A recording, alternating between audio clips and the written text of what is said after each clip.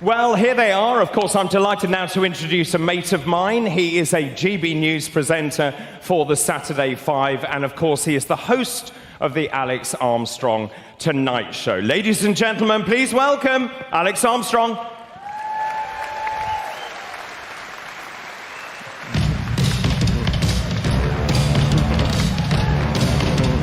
Good to see you. Good to see you.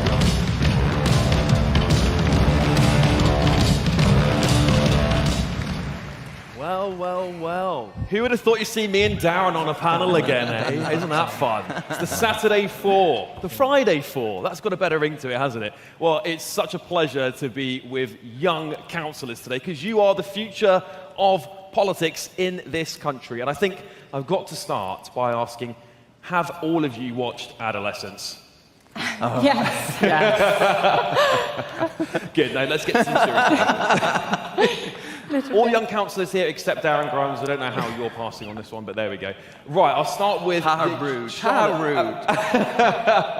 I'll start with... Darren, I'll start with you. You've, of course, been in the spotlight for a very, very long time. How do you deal with the pressure of that, particularly as a young person, or at least that's what we're calling you? Do you know, a geriatric young person. But I would say that actually what motivates me is that you speak to so many young people in parts of the world, like County Durham, but also in Derbyshire and elsewhere, where their future prospects, there used to be a consensus that you'd be better off than the previous generation. Well, we've totally broken that cycle now. You are finding yourself unable to get on the housing ladder, unable to actually save up money to be able to get a deposit and all these other things, to pay your bills. Your future prospects have been decimated by the Boris betrayal. I'm afraid to say, 1 million people come in here every single year. Your kids don't have any life chances, and it's down to the uni party, which is why we need to give them a bloody good kick up the behind. Yeah.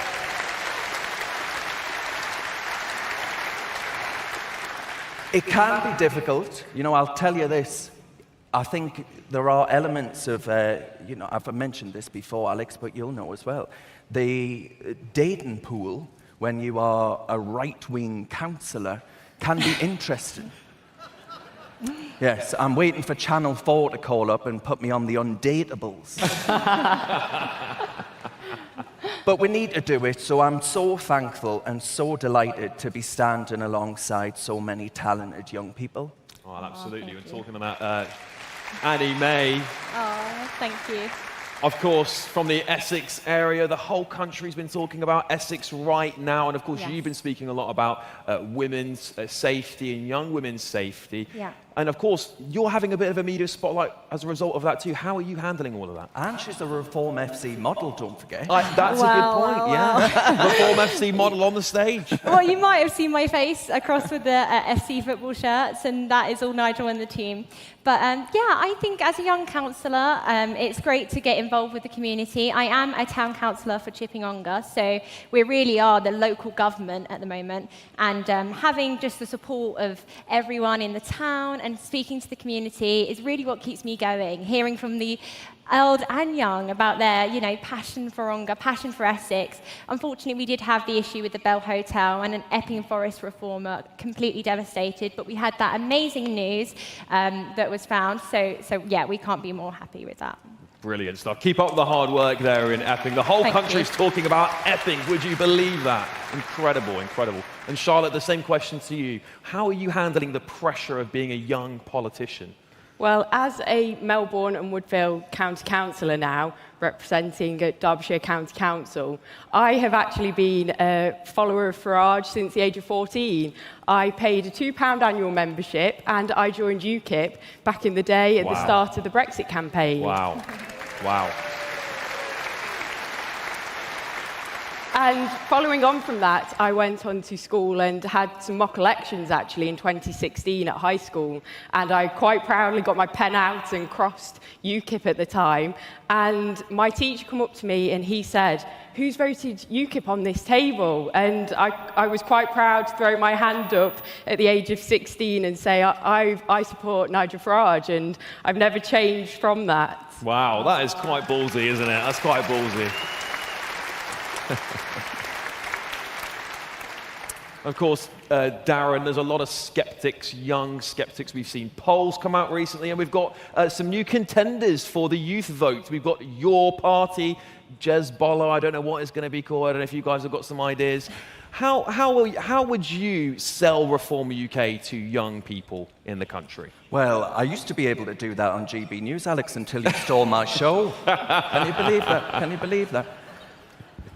I could tell he was after something.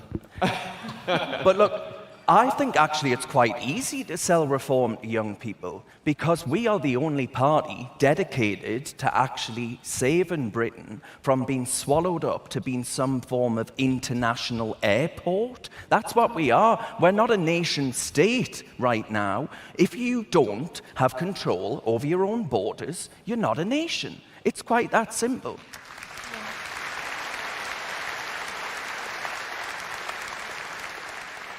It's young people that are hit by the grooming gangs. It's young people that are hit by being unable to access job opportunities. And it's young people that cannot get on the housing ladder, get a GP, dentist appointment, all these other things. And I tell you what, they're going to have to just throw me into a ditch because I don't think anyone in our generation will be getting pensions, put it that way. Yeah. So there's a ticking time bomb in this country. And I think it's really easy to sell a positive vision that says that we're going to, for the first time in a generation, actually ensure that those young people are put first, right, over the other nations of the world.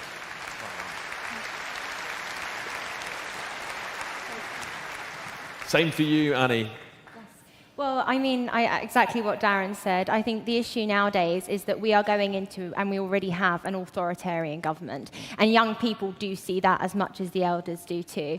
Myself, I am a law student. I'm training to become a barrister. And at the moment, I'm currently studying human rights. So on that topic, I think it's really important to remember that we can't exclude the fact that young people aren't acknowledging the issues of today's society. I say this a lot with women's safety, is like myself and my friends, we are scared to go up to London because we are scared what could happen to us. And that's not right. And is that a message that cuts through with other young people? I know in Epping it's quite a big deal because of all the media attention, but is that a message that cuts through with other young people in your area? Well, yeah, most definitely. I think, obviously, people and thefts and things like that have gone on for many years, but with these undocumented males in our country now, who we can't find, coming from completely different cultures, it's a threat. It's a threat to anybody, young and old.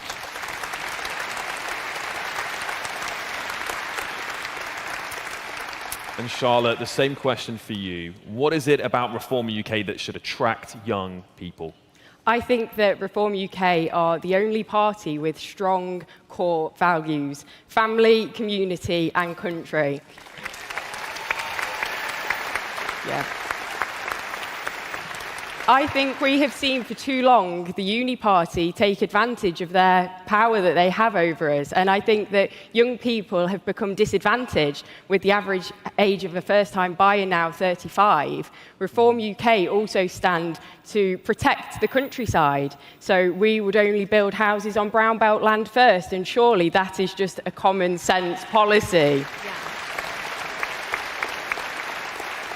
And within South Derbyshire, where I represent Melbourne and Woodville, we have just seen the Labour-run district council that proudly represent net zero agree to remove 4,500 trees from the National Forest in order to install a battery storage farm.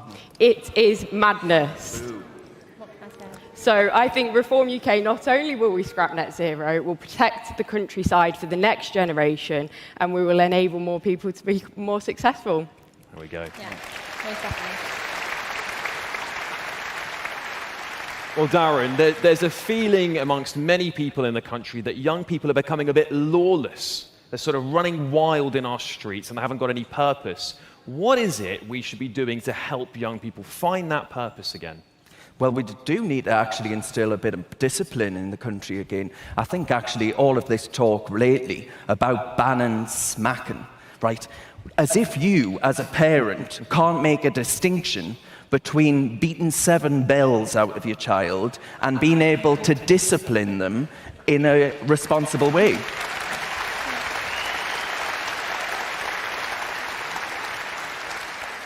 we have taken my eyes off the ball. You know, I think of my grandfather's generation, and he did his national service in Korea, in the Korean War.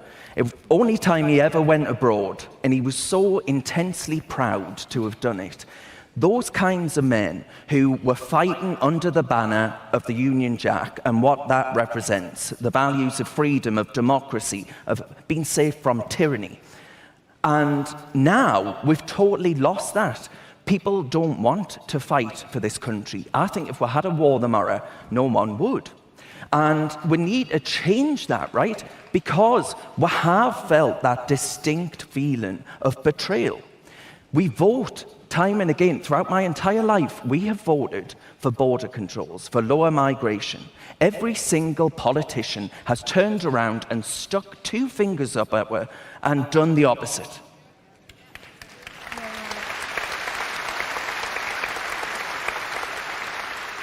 So we need to instill a faith in the nation and a belief in what it is that we stand for, because we have totally lost our way.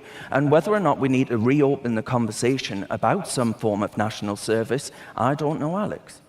Yeah, okay. Well, Annie May, we've moved on to national service, but I mean, what do you think of that? Because I know a lot of young people during the general election, this was something that was talked about during the general election by the Conservative Party. Of course, they didn't get into power, did they? Maybe the Labour Party won't be in for much longer either, frankly. But is this a conversation we should be having? Should we get young people back into national service to restore that pride in their country? Absolutely, we should. I believe that that's one of our core British values, and one of the reasons why I align myself with Reform UK is because it stands for law, order and justice. And as a British citizen myself, I believe that if you are going to live here and you are going to commute every day and work for your family and for who you are, then you should be going off, and it should be pursued in schools. Unfortunately, they just teach more about other irrelevant topics nowadays. So yeah, no, 100%. Well, like algebra. Do you think that you ever use algebra? I haven't used it once. I was like 5, yeah. Exactly. And the same question to you. Should we bring back some sort of national service? Well, I think that Reform UK stand to be proud to be British, and we're not apologetic in that. And from my generation, I'm 25, I was born just 1999, and I think we have been indoctrinated by our teachers to some extent to apologise for our history and to not take pride in our flag. And at Derbyshire County Council, we have proudly let the colours be raised of the St George's Cross and the Union flag.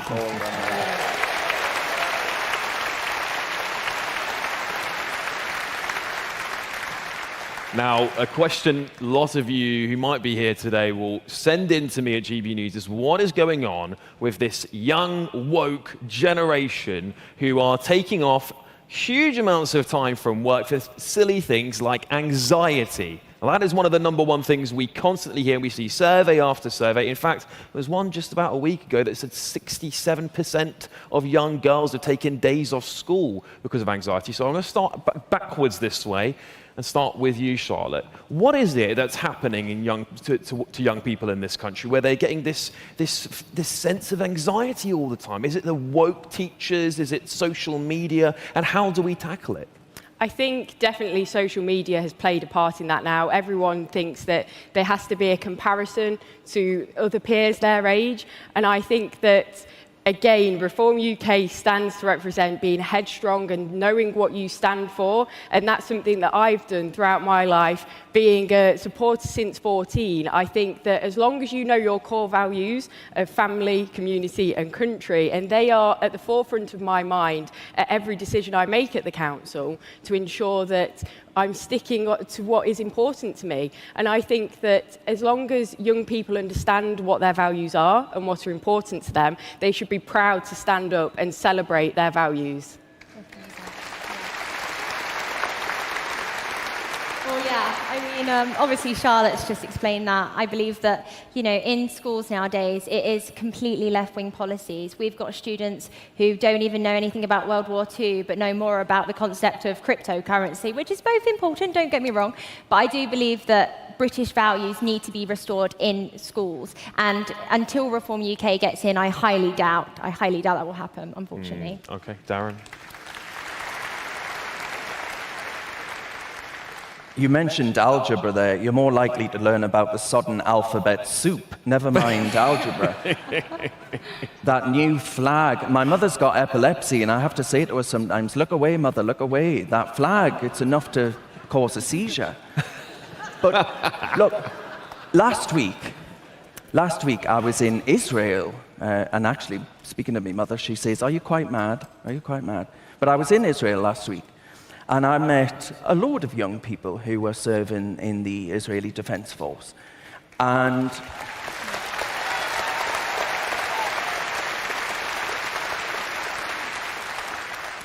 these young people, there was one story about a young fella from France who went out to do his national service in Israel.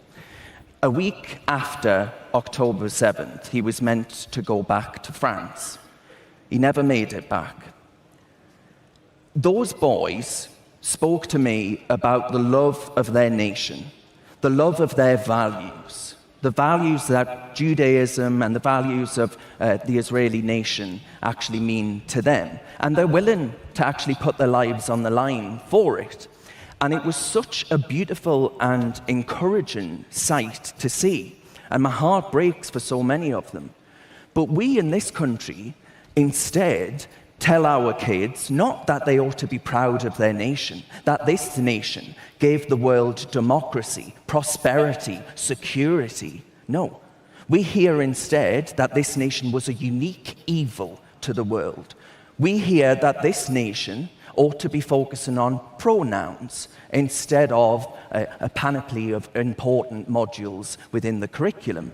We hear that authors need to be cancelled. We hear that Greta Thunberg is such a rare intellect that she needs to be proselytized across the school, where kids are reporting now that they suffer nightmares every single night from a fear that the world is either going to spontaneously combust or we're all going to drown. Well, the only thing we're drowning in is Labour's taxes.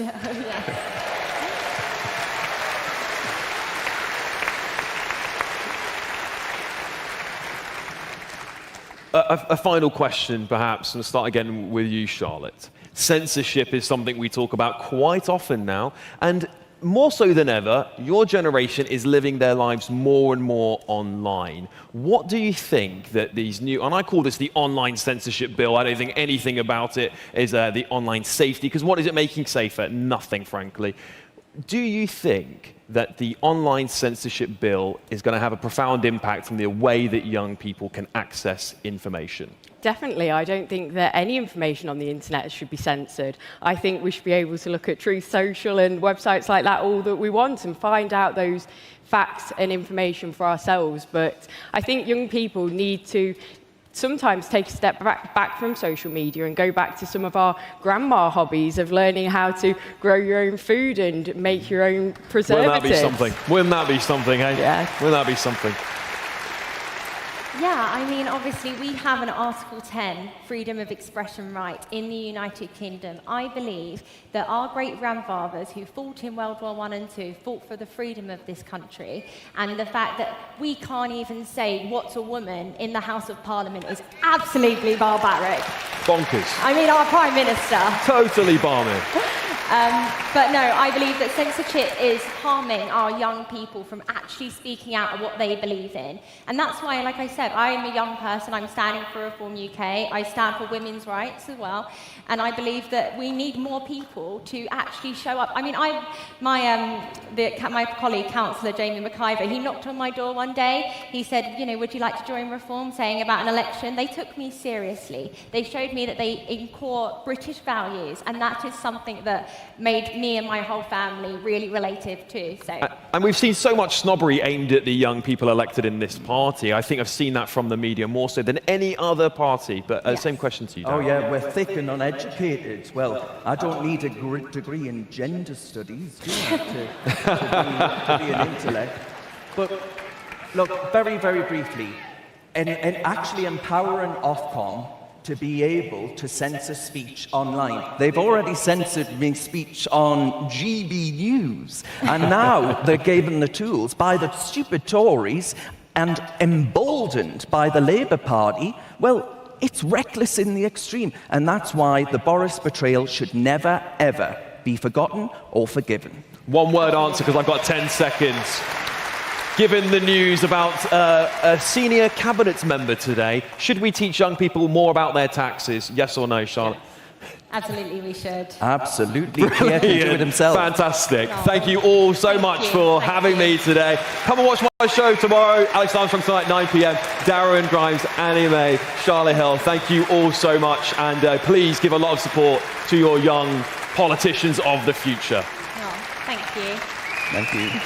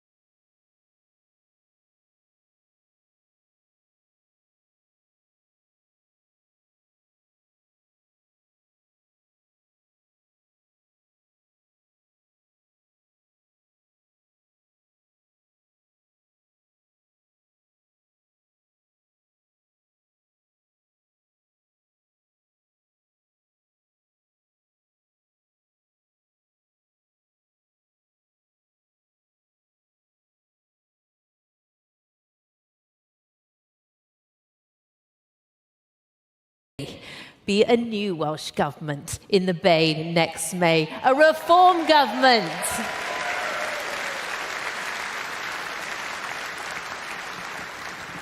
Next year in 2026, the silent majority will rise and we will take our country back. Our numbers are swelling by the day. The polls are consistently in our favour, and optimism is in the air. It feels electric today, doesn't it? And I am thrilled to be part of a movement that is going to fix our nation and restore pride in every corner of our great country.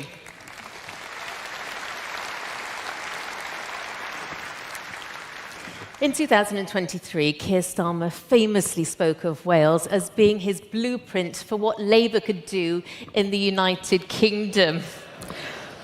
My goodness, well, look what it's delivered.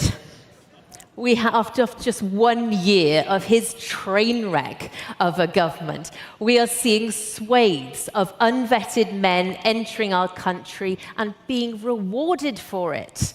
We're seeing vulnerable pensioners forced to freeze last year, farming families at risk of losing the land their families have worked for generations, and small businesses closing left, right, and centre, strangled by tax rises and national insurance rises. And now freedom of speech is under attack. Britain feels more like a police state every single day, and we've had enough. The people of Wales and Britain have had enough. Conference, for those of you outside of Wales, you've now had a taste of what we have had to endure for 26 long years. 26 years of failure, 26 of Labour not delivering, and 26 years of languishing on the bottom of every league table in health, in education, in poverty. And as a Welsh person, I can tell you that is heartbreaking. For too long, Labour have taken your votes for granted. They have sat back and let Wales become the poor man of Britain. And Labour, propped up by Plaid Cymru, are ruining Wales. Instead of ambition to improve our lot and to make Wales a land of opportunity, Welsh Labour has wasted millions of pounds on their pet projects, from the 20-mile-an-hour fiasco to their so-called nation of sanctuary. And I can tell you now, a reform government would scrap that immediately.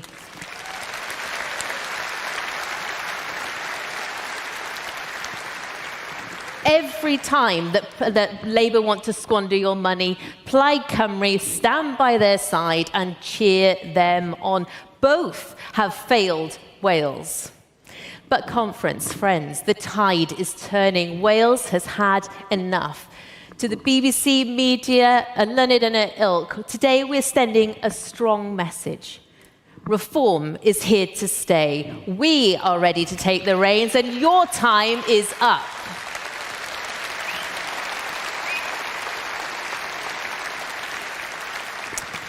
Gone are the days when you could sit a red rosette on a donkey and win in Wales. Wales is hungry for that change, and it wants Reform UK.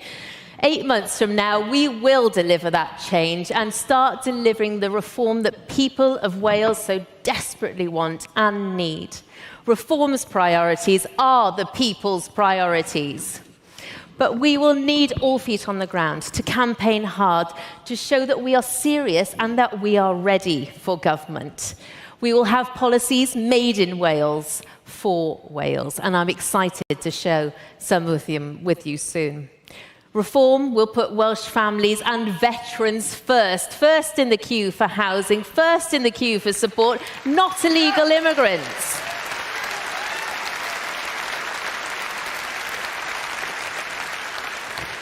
Our leaders' plans for mass deportations is spot on. Reform are the only party that Britain trusts to do this. A Reform government will scrap the nation of sanctuary, as I said, and close those asylum hotels. And we won't betray our pensioners, and we will support our farmers.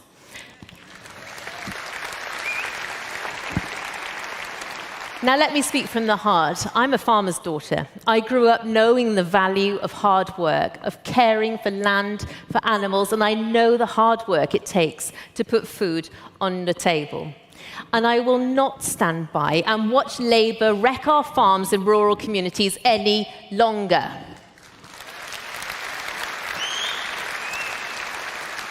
It's no wonder so many farmers are now coming to reform. There's a distinct lack of understanding of our countryside by Labour, and in fact, they showed disdain for it, punishing them at every turn, unable to understand that if there are no farmers, there are no food. Farmers are the backbone of Wales. We recognise this as a party, and a reform government will support you to do what you do best, farmers: produce food. We will scrap the family farm tax. We will tackle TB with the urgency and tough decisions it requires. And we will deliver a farming scheme that centres around food production, not tree planting quotas. And we will tackle rural crime in all of Wales, which is becoming more commonplace and more organised. As for our economy, for too long now, we have been slowed down by excessive taxes, by a government that hates motorists, costing our economy millions. Conference, let's reverse that 20-mile-an-hour limit and get Wales moving again.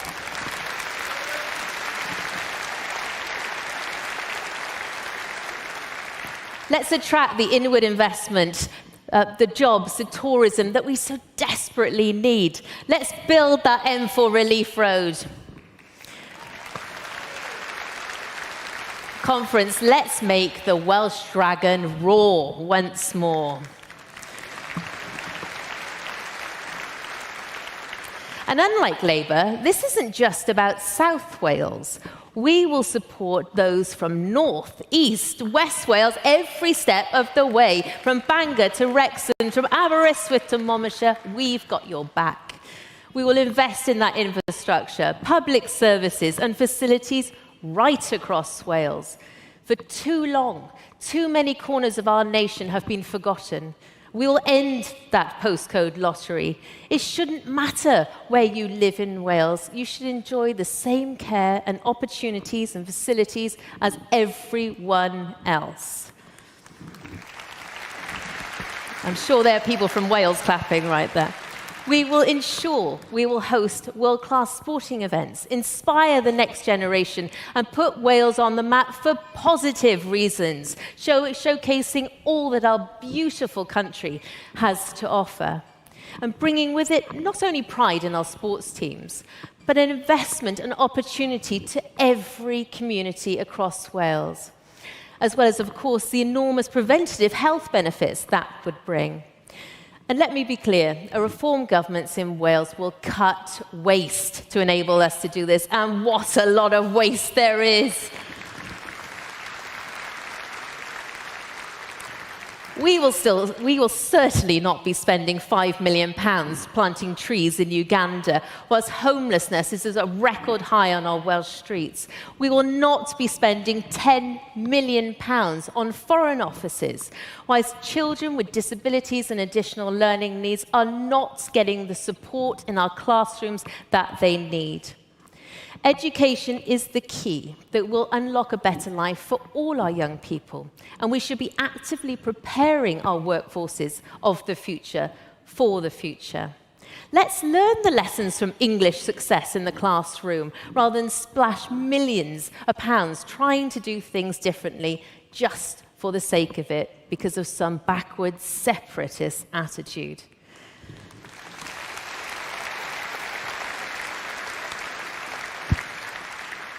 Children deserve to come out of education with skills for life, to be inspired, not indoctrinated. In Wales, Labour, propped up by Plaid, have been far too focused on their ideological crusade to indoctrinate our children, to focus on what really matters. Exposing 5-year-olds to reading materials implying that when they are born, they can choose what sex they can be, is not going to help them. It's wrong, it's dangerous, and it needs to stop.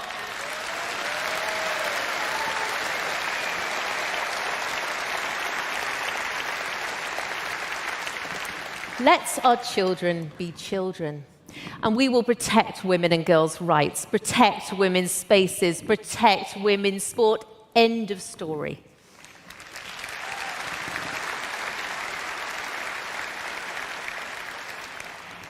Same applies with our Welsh NHS, and we will also drive down the waiting list. We will cut the ambulance delays and A&E times. We will deliver better cancer care right across Wales. And as Richard Tice said last week, we need more doctors and nurses, fewer managers, and better leadership.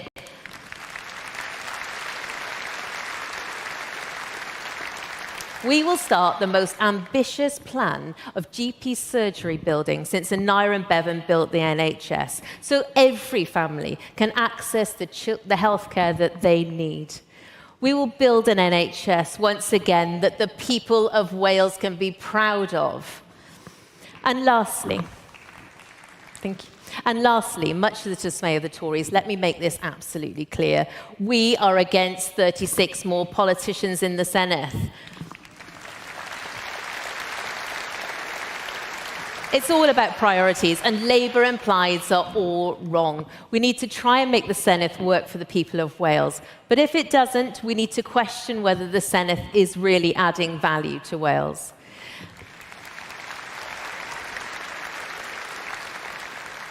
As I travel around Wales now, I'm seeing more and more flags up. I love it. Let's see more. Let's be proud of our country. Let's celebrate and promote our world-renowned produce, our unique and rich heritage, our culture, our language. Let's put Wales on the map for the right reasons. So I ask you today, conference, please come and help us in Wales. Lend us your time, your energy, your passion. These elections are vital for Wales, yes, for Britain and for reform. We may be 4 nations, but we are one united kingdom.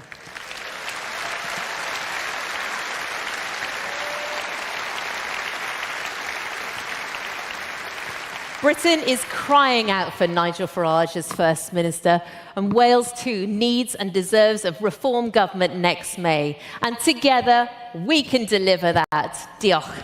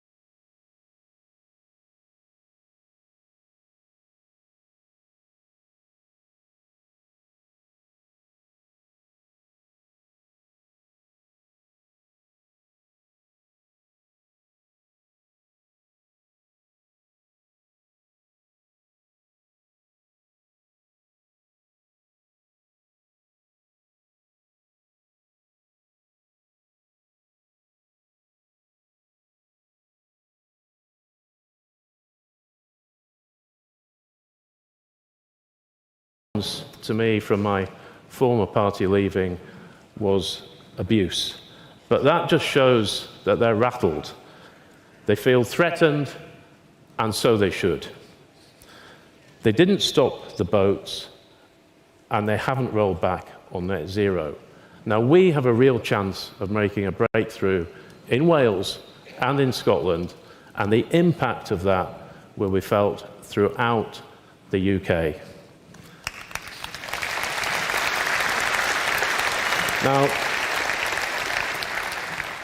Now, despite my demeanour, I try to be a positive guy. I might not look it some of the time, and I do think defecting is a terrible word. It sounds negative, treacherous almost, but I've seen my move as a positive. I haven't so much defected, I've just switched sides. And do you know what? I've gone to the only party that is on the up in Scotland. The polls show it. Reform is the only party that is increasing its share of the vote. And why is that? Because Reform represents millions of people who feel ignored by the establishment and the other political parties.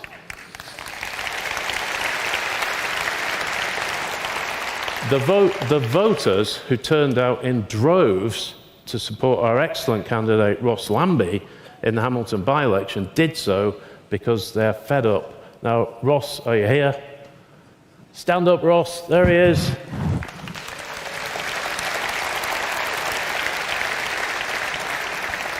That just shows what we can do in Scotland. The voters in Scotland see public services creaking at the seams under the SNP, and they want change. They see a Labour government that is making things worse for the very people they purport to represent. And we are attracting support from all over. We are the real People's Party.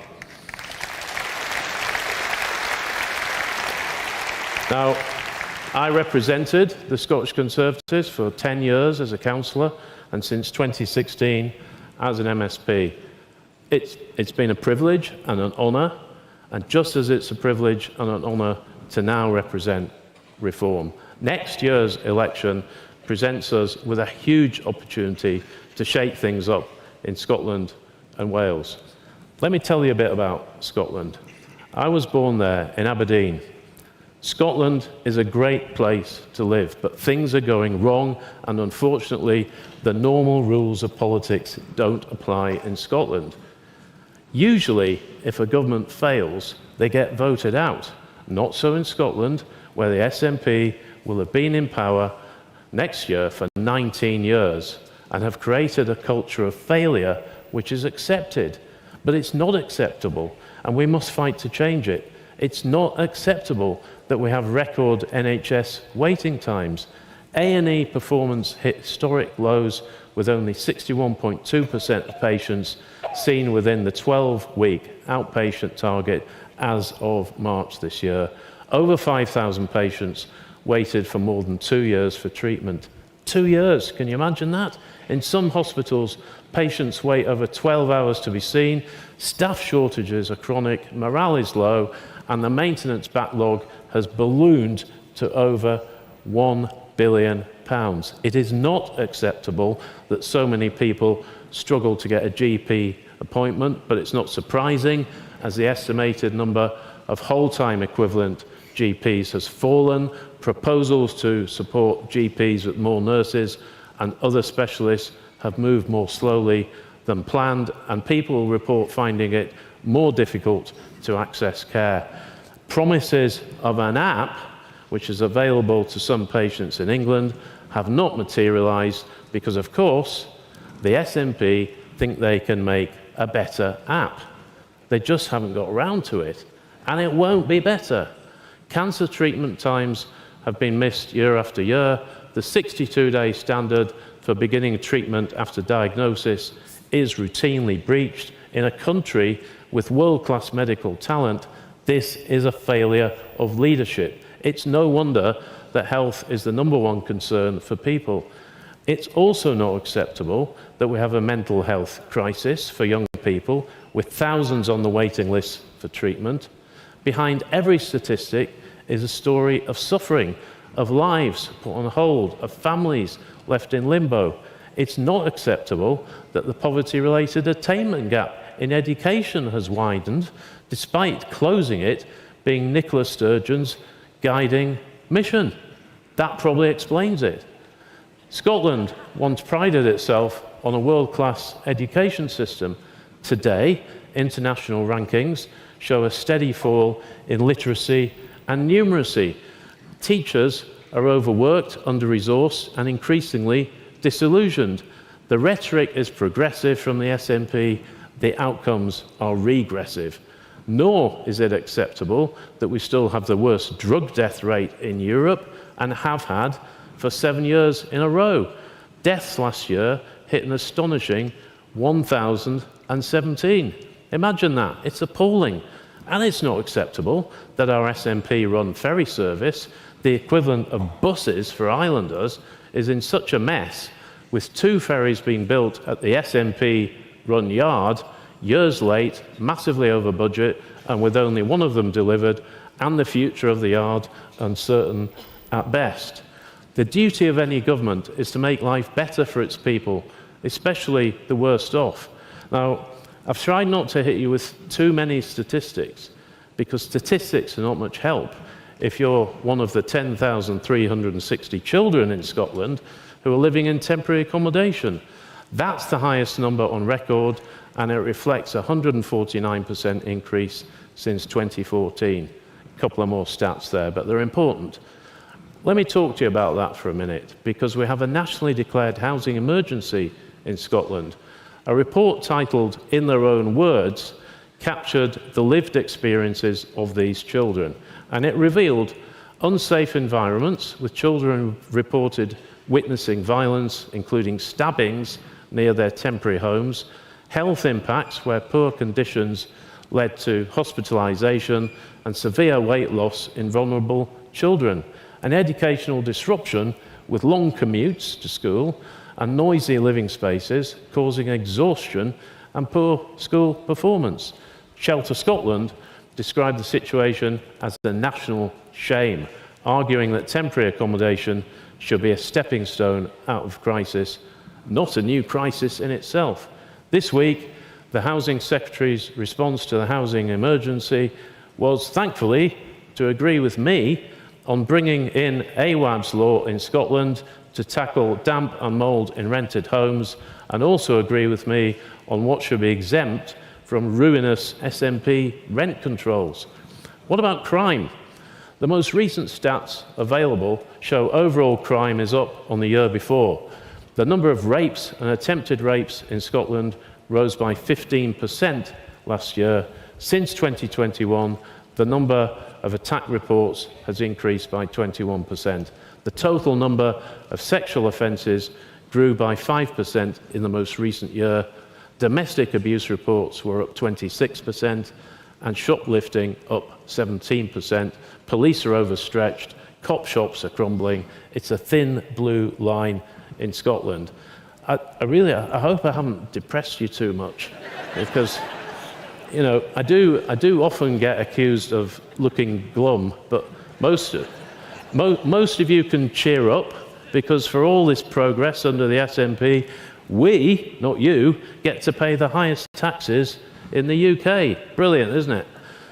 Now, Scotland needs a recovery government, and we have a duty to make sure it happens by getting the SNP out. The Scottish Government isn't responsible for everything in Scotland, but it's responsible for a lot. All the things that I've mentioned, like health, education, transport, housing, and I forgot to mention hollowed out local government, all come under its remit. And in all these areas, the SNP has failed. We're at a pivotal point, not just for the UK, but for Scotland. So we need that recovery government, and we need next year's elections to be about repairing our public services. We're already brimming with ideas on how to improve life for Scots. And if you'll just indulge me, I can give you some. On health, expand hospital at home, delivering hospital-level care in patients' homes, reducing pressure on acute wards. Get that app up and running so people can manage appointments, access records, and find local services. How about investing in prevention? That might be a good idea. Pool resources from public health, education, and local councils. Fund community-based screening, lifestyle coaching, and school health programs so that people don't end up at the doctor in the first place. In education, why don't we have a national learner profile system? Because traditional qualifications, important as they are, often ignore achievements outside the classroom. People could have a lifelong record of academic, vocational and personal development, include volunteering, creative work and leadership roles. Secondly, we often talk about empowering schools, so why not allow them to co-design some of their curriculum with local authorities, communities and employers? That could include Gaelic medium education, regional history or industry-linked modules. Transport's a passion of mine. It often doesn't work as well as it should, so why not create a national integrated transport card? Scotland's fragmented ticketing across rail, bus and ferry networks creates barriers to seamless travel. So why not have a single smart card or app usable across all public transport models? Include discounts for low-income users and young people. These are just ideas, but ideas are where you start. The only way that Scotland can move on is by getting the SNP out. We need a government that is obsessed with public services, not nationalism.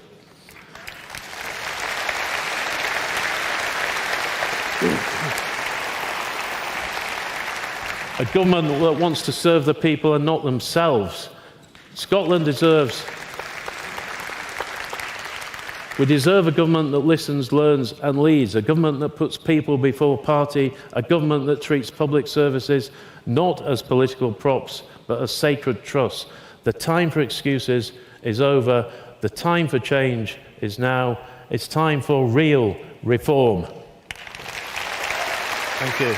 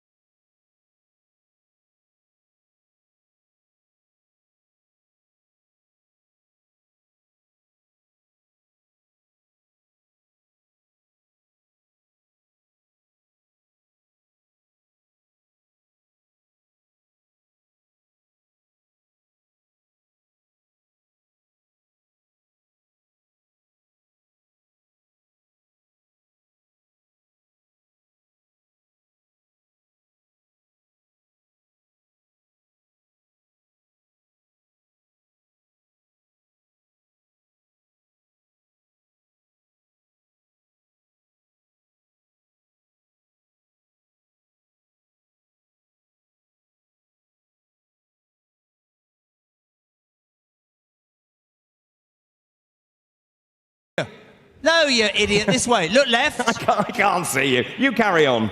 No, look. What do you mean you can't see me? Put me on. Where? Here we are. Right.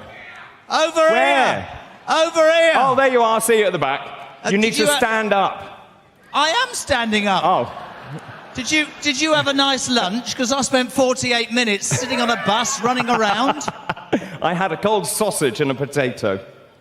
Absolutely no comment, my friends. Now, getting amongst everybody has been really important for reform this year. As I've said to you throughout the day, people come to party conferences and they sit and they listen to speeches and it's like, oh God, it's lunchtime. It was fascinating out the back. There's a real vibe. We wanted to get more of a feeling about what today means. I'm joined by Mick. How are you, Mick? I'm fine. Mick used to be how many years as a policeman? I was 10.5 years as a police officer before I was pensioned off with the injury on duty. People like you should have more respect than they do. Let me ask you. It's true. 2 questions. The first is quite direct. What do you make of the police force we have in this country nowadays? I think the police are fantastic. I think the police do a fantastic job, especially under the circumstances that I have to work on at the moment. And they're not funded enough. They don't get enough wages. And there's not enough money to do the job that they need to do. And at the moment, they're now policing tweets instead of crime. I don't understand. Imagine that, where you get arrested and 31 months in jail for something you wrote, but you can actually get away with other things and the police don't turn up. Do you think the police get bad publicity at the moment? Is it the people above them, the government in effect? Well, yes, it is. I mean, when somebody can have a tweet in America and they're not even English, they're Irish, and they come over here and they get arrested by 5 men with machine guns at Heathrow Airport, there's something seriously wrong with the country, isn't there? There is, which led you, after a stellar police career, ended, as you said, by injury in service, to get involved with the reform. You're part of the Gateshead local community. What does reform mean to the people of the North East? Well, we need to get the Labour Party out of Gateshead. We've got a £650 million debt. There's 94% of the budget gets spent on adult care and children. And we really need to cut down on the waste that's being spent up there, and we really need to get organised. I mean, like the lady said earlier, you know, you put a red rose on a donkey and it'll get elected. It's the same in Newcastle and Gateshead. Well, listen, so many people, David, across the country. I don't know if you've managed to share the breaking news. It's sort of on a knife edge from London. As we know already, Lucy Powell, the leader of the House of Commons, has been fired. Ian Murray, the Scottish Secretary, has been fired. The big news, which is a rumour at the moment, is that Yvette Cooper could be the next to go from the Home Office.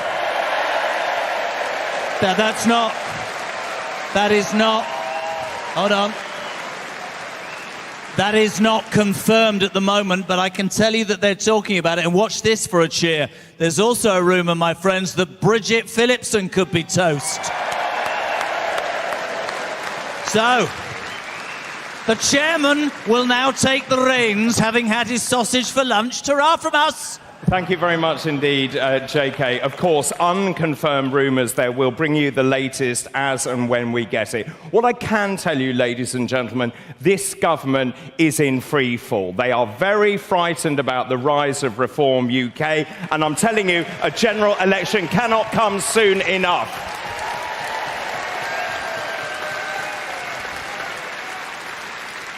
Now, I mentioned earlier on that this party is actually being built from the ground up. And for us to succeed and become that party of government, we have to prove that we are more than competent at council level. And I have to tell you, I've visited our councils. The progress we have made is unbelievable. Reform UK now controls 12 councils across the country. We fully control 9 of those. We also have another 3 by minority. I am going to read them out because the work they are doing is so extraordinary. Our councils, ladies and gentlemen, are Kent, Lancashire, Derbyshire, Lincolnshire, Staffordshire, West Northamptonshire, North Northamptonshire, County Durham, Worcestershire, Leicestershire, Warwickshire, and Nottinghamshire.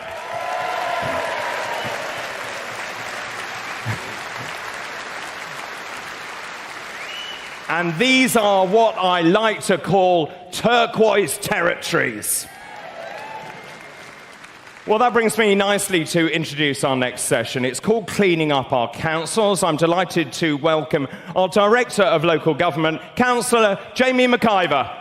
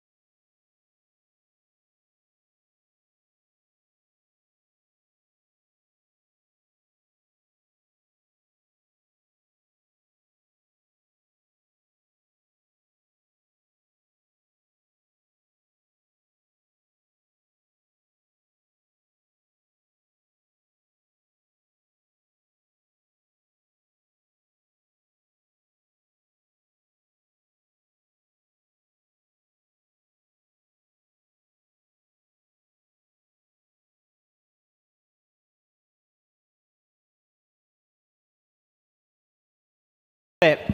Stephen, I'm going to start with you as one of our esteemed leaders on the LGA2.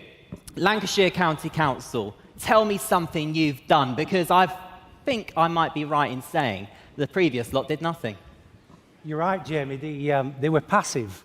And Nigel Farage said, we'll get a chance to look under the bonnet. And we went into the storeroom and found 3 artificial intelligence cameras, £10,000 each, sat on a shelf for 18 months. We put them on a car the next day. They are analysing potholes, sending the order to the contractor. And then we thought, the signs haven't been cleaned for 25 years. We've cleaned 4,000 signs and cut the vegetation back. Civic pride, pride in place.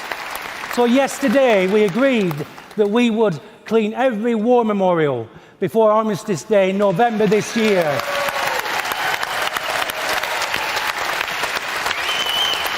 And innovation. We have a new machine that grinds the road, cleans the tar and relays it. No landfill costs, instant repairs. This is in 3 months, and we're going to do much, much more. Thank you, Jamie. Well, I mean, Lancashire, you're doing an amazing job. Now, as an Essex boy, nothing makes me more delighted than going to Blue Water shopping. But what I love even more is when I go over the Dartford Bridge, I feel liberated because I am in a turquoise-controlled territory. Ladies and gentlemen, the Garden of England, Kent County Council, reform-controlled. And Lyndon, the same question to you. What have you done? Well, Jamie, what we're about to do is undeclare the climate emergency that was declared in Kent in 2019. It no longer exists in Kent, and by undeclaring the climate emergency, that means we can take out all the net zero commitments that were written in to the Constitution. We've started it already. We're going to save over the next 4 years 30-odd million quid on property modifications that we're not going to make. We're not going to spend 7 million quid on transitioning the fleet of Kent County Council vehicles from petrol and diesel to electric. And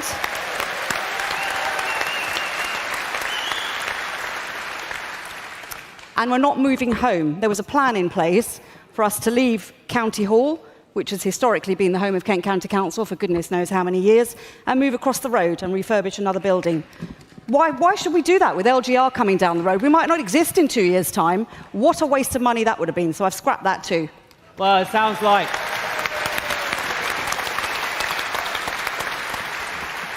Sounds to me like the party of common sense is alive and well in Kent. And you know why? Because when you vote reform, you get... reform. Amen. George, Councillor Finch, sorry. I know George as George because me and George speak regularly. And one thing I'll say, George, your premiership as leader hasn't quite been the same length of time as some of the others on the panel this afternoon, but actually, you're doing just as much. George, you have particularly been launched on a very national stage because of our amazing Lawless Britain campaign. What's something that you've been able to do? So, in Nuneaton and Bedworth in particular, we have a crime problem. People are not safe in our town centres, in our villages. They don't feel safe going to the pub, speaking to people on the... when I speak to people on the doorstep, they tell me, I can't go out anymore. And I thought, I can't do that. I've had enough. So we launched at a press conference a week ago, Recalibrating Warwickshire, which puts us as councillors at the helm of decision-making. We've had a few hiccups there with powers being given from non-elected bureaucrats to the elected members, but we, at every opportunity, are going forward and, as councillors, doing what we need to do to govern. But what we did in Recalibrating Warwickshire was create community cohesion units, which brings people together, putting actually police back on the streets. Create a quarterly crime surgeries.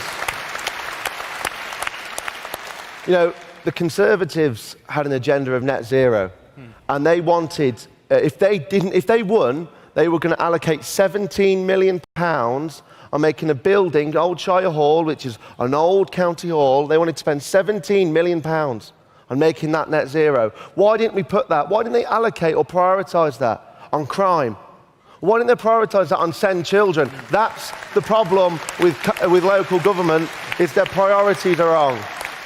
Yes, we've had a bit of a, we've in Warwickshire, we've had hurdles, but that's life. But what we're seeing now is fresh, new leadership with a new cabinet, Stephen Shaw as deputy. It's not a one-man band, but we're working together, giving our feet into the table and finding where these bodies are buried. I'm quite worried we're going to find some crazy stuff, but we have to start looking at cutting or reducing net zero, DEI, especially the trade unions as well. Councillor Finch, everybody. And Ian, coming to you, so I'm conscious of time. We've heard the Tories go on and on and on about how they're on the side of farmers, forgetting for 14 years they did nothing for them.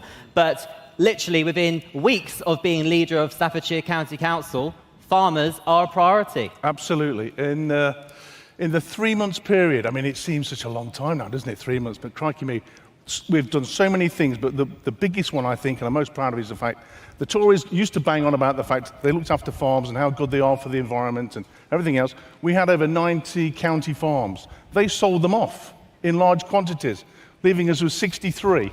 We have now made sure that these farms are safe and secure and will not be used for best electrical sites, solar farms, battery farms, and wind farms. So we're putting farming back on the agenda in Staffordshire.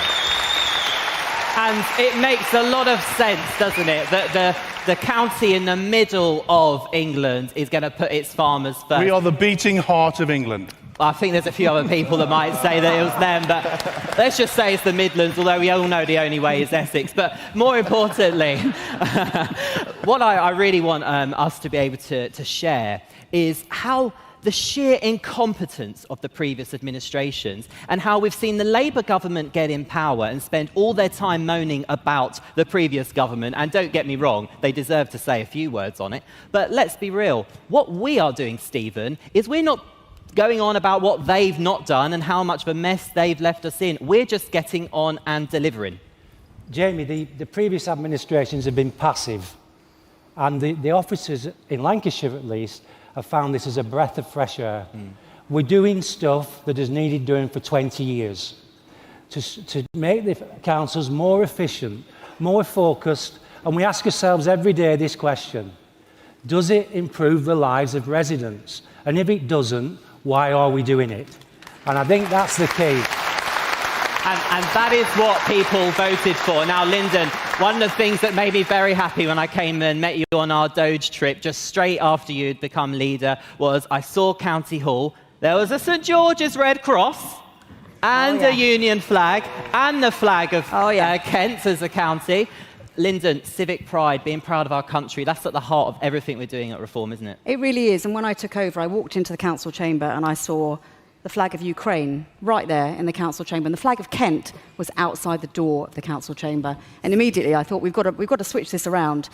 Of course, I have utmost sympathy for Ukraine and the terrible thing the people have been going through for the last 3 years. However, what I said to my councillors is, we are here to serve the people of Kent, not the people of Kyiv, the people of Kent.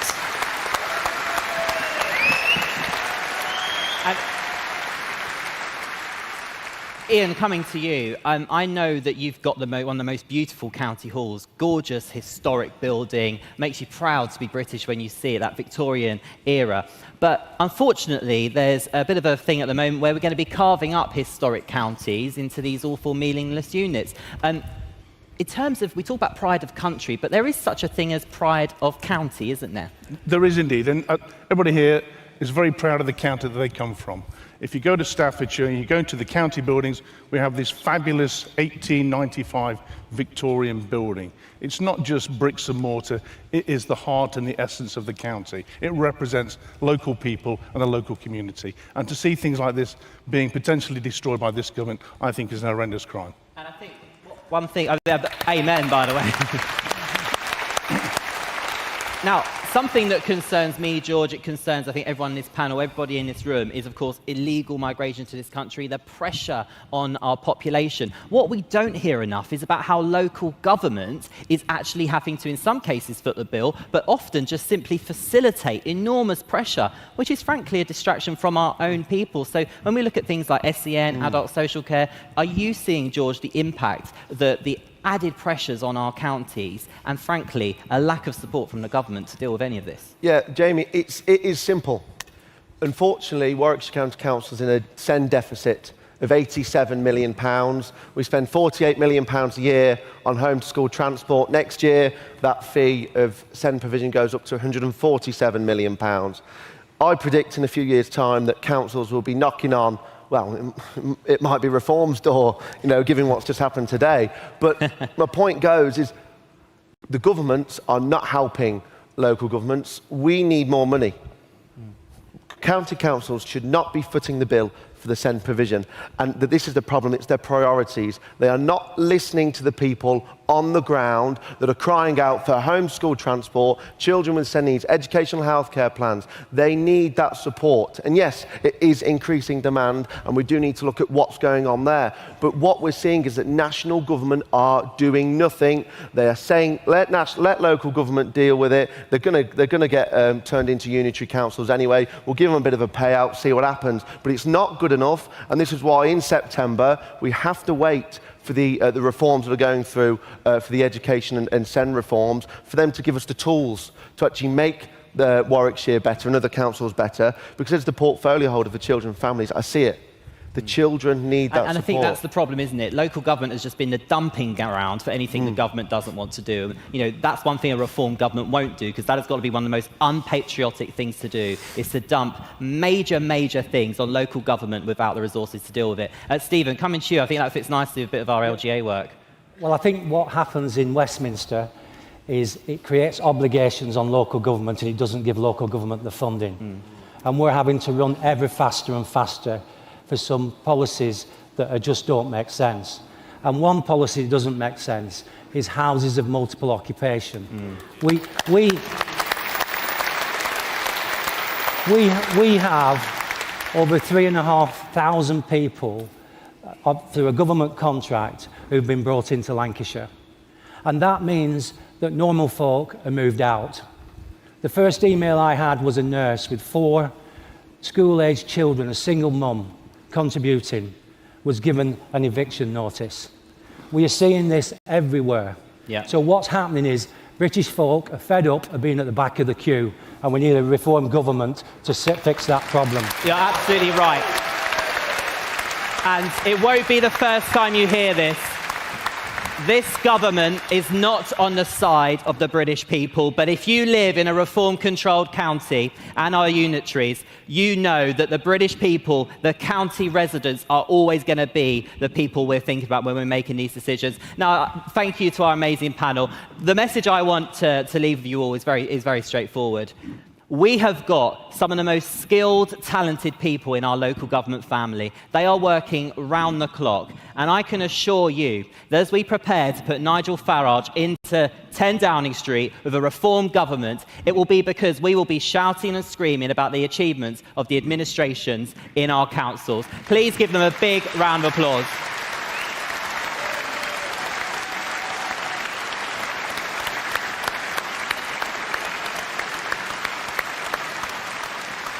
So if you live in a reform-controlled county, you can look forward to some amazing reform. And if you don't live in a Reform UK-controlled county, then get yourself on a ballot paper, get yourself elected, and at the next conference, you'll be on a panel up here with me. Thank you, conference.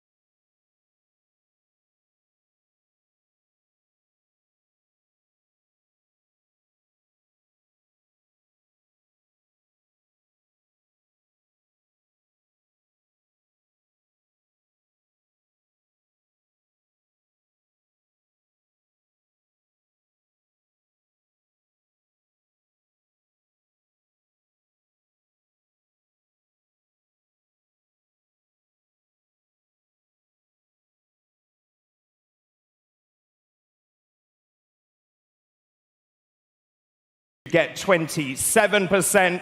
Reform UK projected to get 41%, a Reform gain.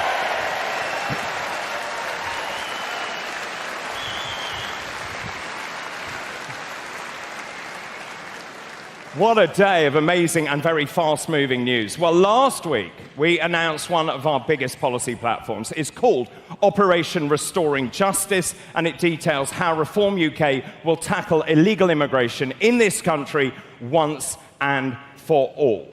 It is time we ended the empty rhetoric of smashing the gangs, stopping the boats, and Reform UK will see to this. And overseeing this vital policy is a friend and colleague of mine. Of course, he was my predecessor as chairman of Reform UK. Before we meet him, let's see his story. We have all the momentum.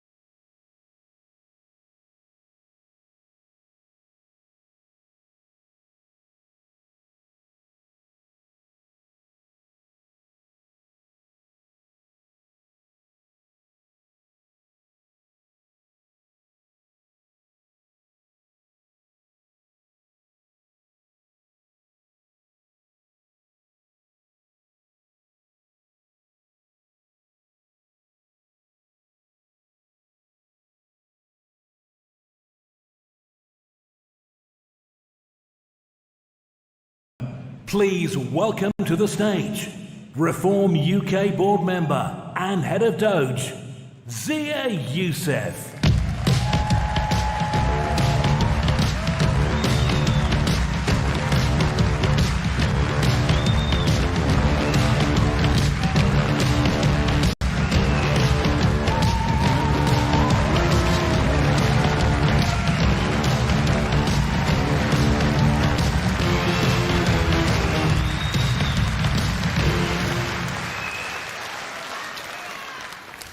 Hello, Reform UK.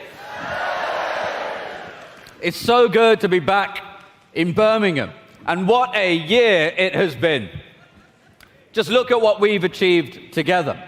In 14 and a half months, Reform has gone from 14% support to 35%. From being dismissed as outsiders. Well, if you're going to applaud that, let me tell you this. From being dismissed as outsiders, we have now led in 100 national opinion polls in a row.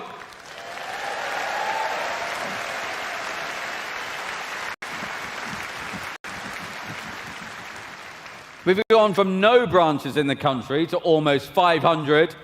And ladies and gentlemen, boys and girls, Nigel Farage is the bookmaker's favourite to be the next Prime Minister of the United Kingdom.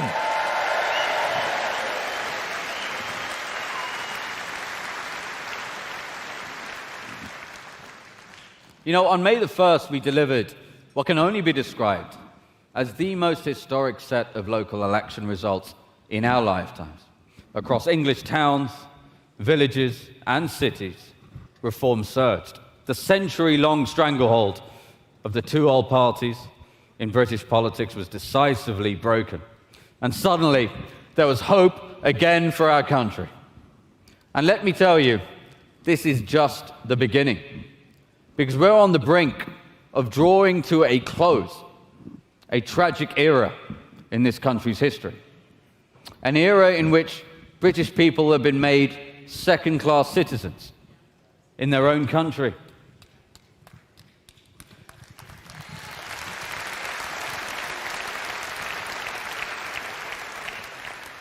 An era in which those who have played by the rules their whole lives are robbed by the state to pay for those who break them.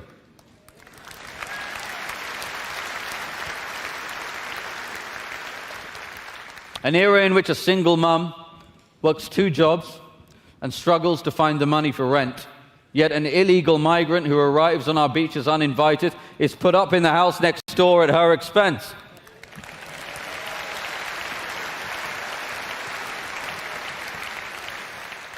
An era in which our young people are robbed of opportunity at every level, from jobs to housing. An era when clueless politicians inflict the highest energy costs in the world on British people through the mad net zero religion.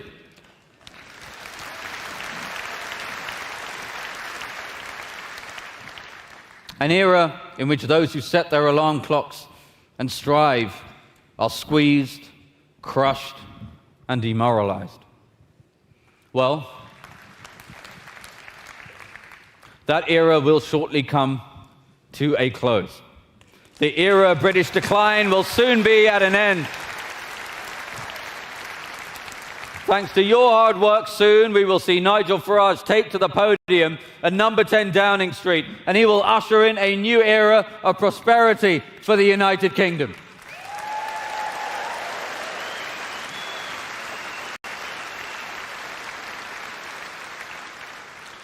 To do that, we must start with securing our borders and restoring our sovereignty. That means ending the tyranny of foreign courts and stopping the invasion of our country.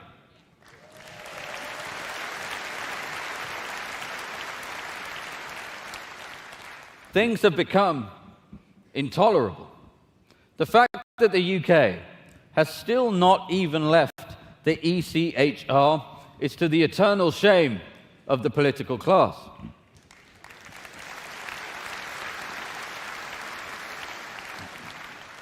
An illegal immigrant from Iraq named Asso Mohammed Ibrahim, driving while disqualified, killed a 12-year-old girl in a hit and run. He left her dying under the wheels of his car and fled the scene. The poor girl's father had to make the heart-wrenching decision to turn off his daughter's life support machine hours after the crash.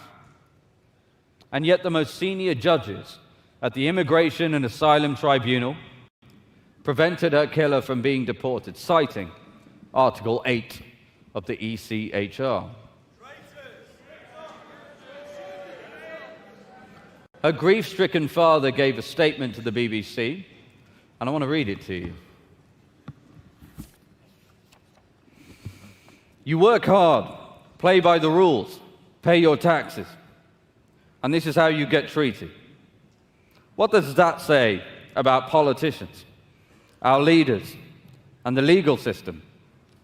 It's a joke. How can he say he's deprived of a right to a family life? The only person deprived of a family life is me. Amy was my only family. They're obsessed with the rights of others from Pakistan, Afghanistan, and Iraq. Where are my human rights?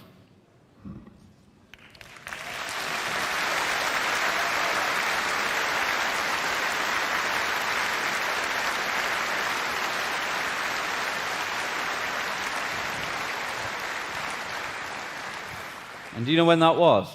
That was in 2010. 2010. The Tories had just begun their 14 years in power. They promised to deal with this. And yet here we are, 15 years on. Many more have been killed, raped, and robbed by people who came to this country illegally. But I promise you this, when Nigel becomes our Prime Minister, gone will be the days when your rights are trampled in service of foreign citizens. Under a reformed government, His Majesty's Parliament will be sovereign, and the rights of the great British people will reign supreme.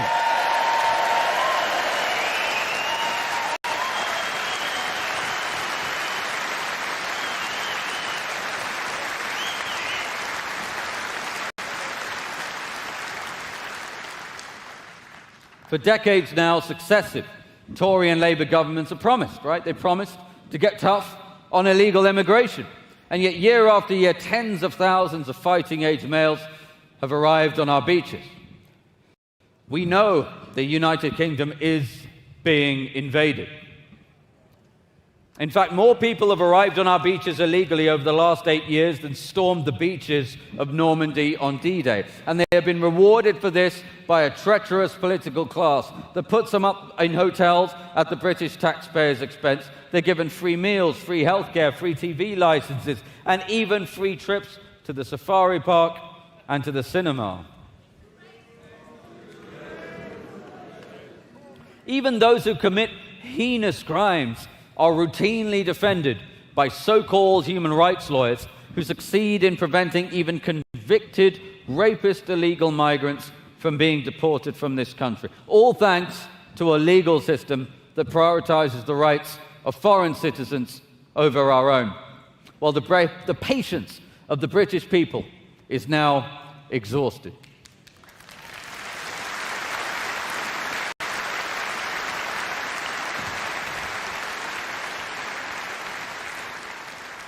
We are unwilling to accept that Britain's border should be open and undefended, unwilling to accept that Britain must surrender its sovereignty to foreign courts, unwilling to accept that our own veterans who served our nation with valor and distinction be evicted from their homes to house fighting-age males from Iraq and Afghanistan who turned up on our beaches uninvited. This is a national emergency, and it's time to put the British people first.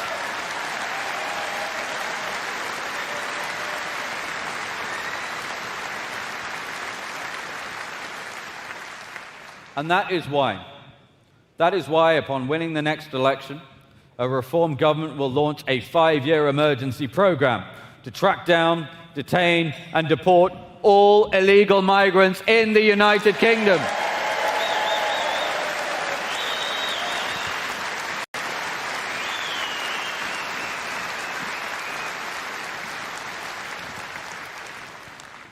Operation Restoring Justice will be the most transformative policy of our lifetimes. Now, some have already called our plan draconian. Here's our response. Britain is being invaded. Thousands of fighting-age men from countries that despise Britain continue to arrive on our beaches. Our plan is the only appropriate response to a national security emergency.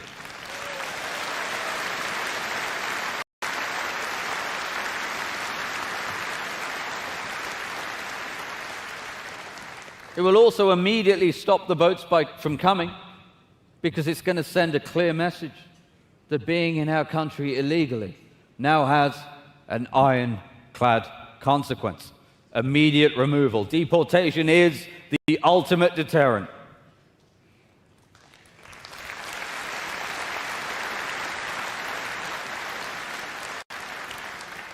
As Prime Minister, Nigel will direct every instrument of state to ensure illegal migrants are removed from this country. We will pass the Illegal Migration Mass Deportation Act. And let me tell you this, the draftsmen who have worked on this legislation were given a clear and strict instruction that when Nigel is Prime Minister, there will not be a judge in the country that will be able to prevent a single deportation flight from leaving.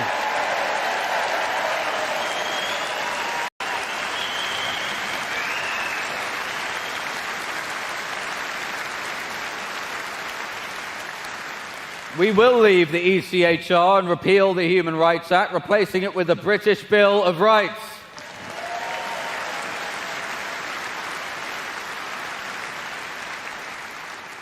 We will create a legal obligation for the Home Secretary to deport everyone in the country illegally and disapply all international treaties that are used to keep illegal migrants in this country.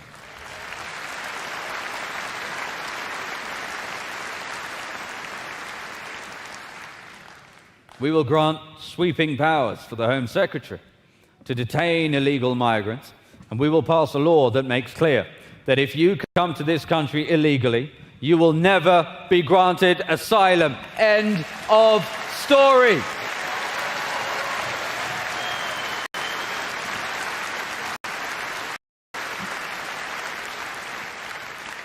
We will create a new agency, UK Deportation Command, who will relentlessly track down and detain those in this country illegally. We will build capacity to detain up to 24,000 illegal migrants at a time. That will enable us to deport up to 288,000 illegal migrants a year. No chance of bail, no chance of absconding. Detention will mean deportation.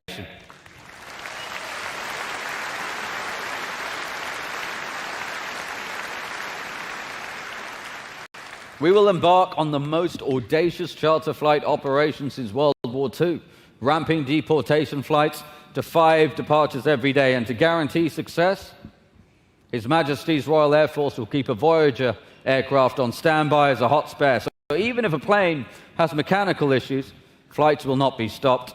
Deportations will not be delayed.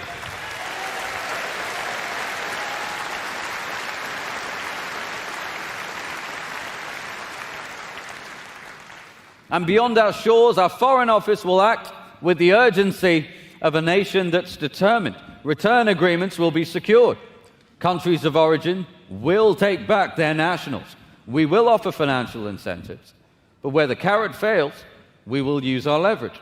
If a country refuses to take back their illegals, we will stop issuing visas to anyone from that country. And if necessary, we will sanction them.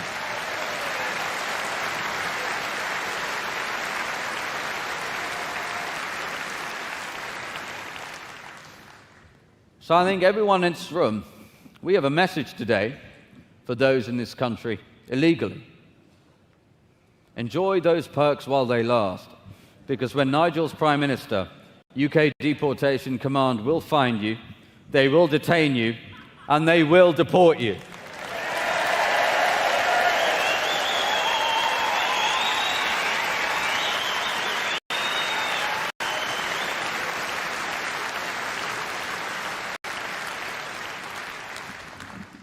Now, even just over a year ago, talking about what a reform government would do in power would have been met with scorn and laughter from the chattering classes. Reform had just one MP, and the first-past-the-post system supposedly meant start-up insurgent parties like ours could never challenge the two-party system. The odds were long.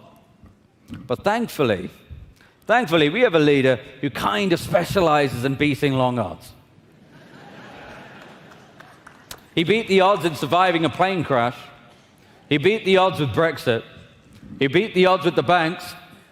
He beat the odds by securing 5 seats last summer. And soon enough, he will defy the odds again and become the next Prime Minister of the United Kingdom.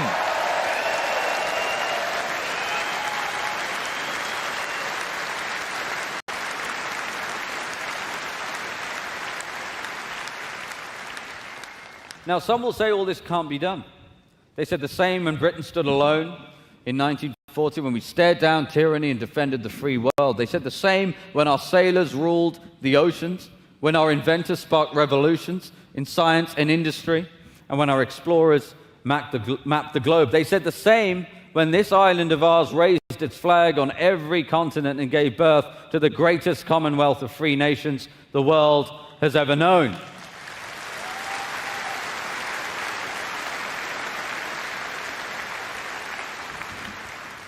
We are the land of Newton and Churchill, of Shakespeare and Rowling, the land that gave the world the rule of law, the English language, and the miracle of English common law. But today I say that for all of our rich history, our best days are ahead of us. Make no mistake, we are living through history being made in this country. In 100 years' time, they will study this chapter of British history. Children will be taught of prime ministers who allowed for our nation to be invaded and forced hard-working Brits to pay for it. They will learn of Tory politicians who lied time and again to the British people that they'd control immigration and then did the opposite. They will learn of a political class that betrayed its own people. They'll learn of a Britain that was besieged. But I believe they'll also learn about something else. They will learn that something remarkable and astonishing then happened. That just as has happened so often before in British history, the British people stood up and said, "No, not on our watch."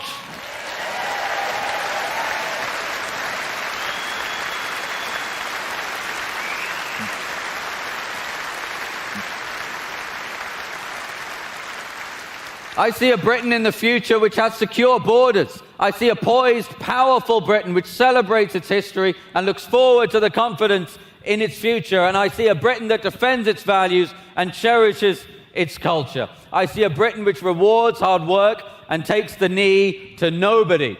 I see a Britain in which, after having paid taxes your whole life, you can go to the hospital and be seen by world-class doctors and nurses at once.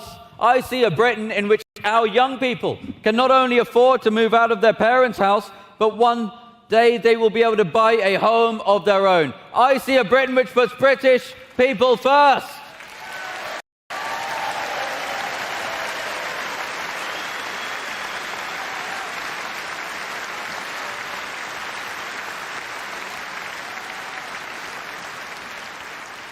And this is no pipe dream.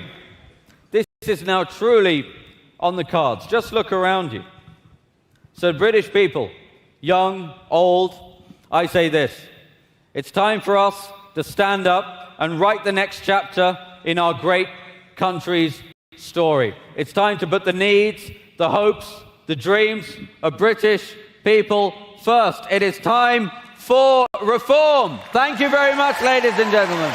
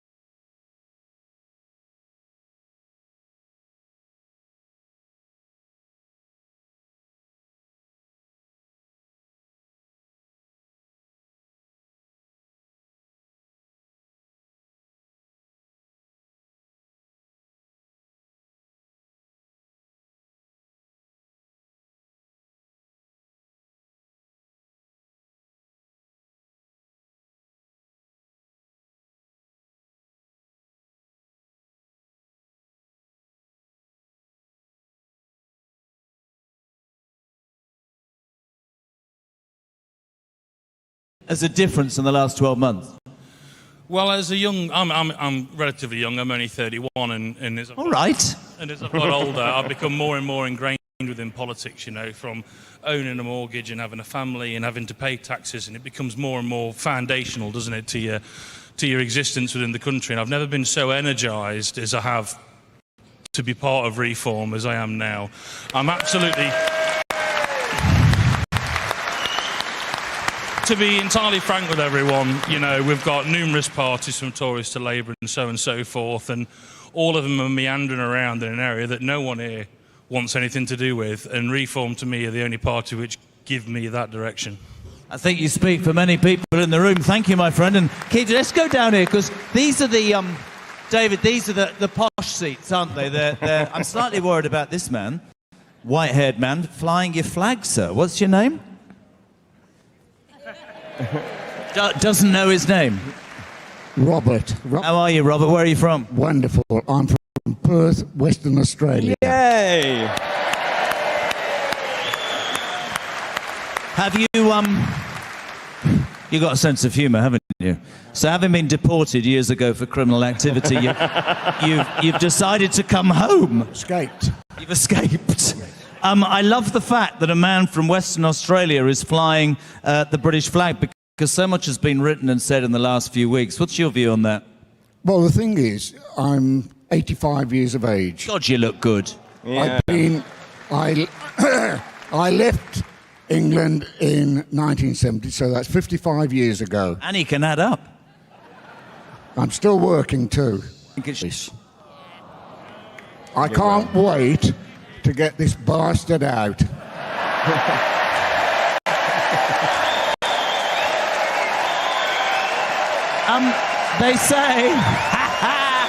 They say They say never work with children, David, or animals.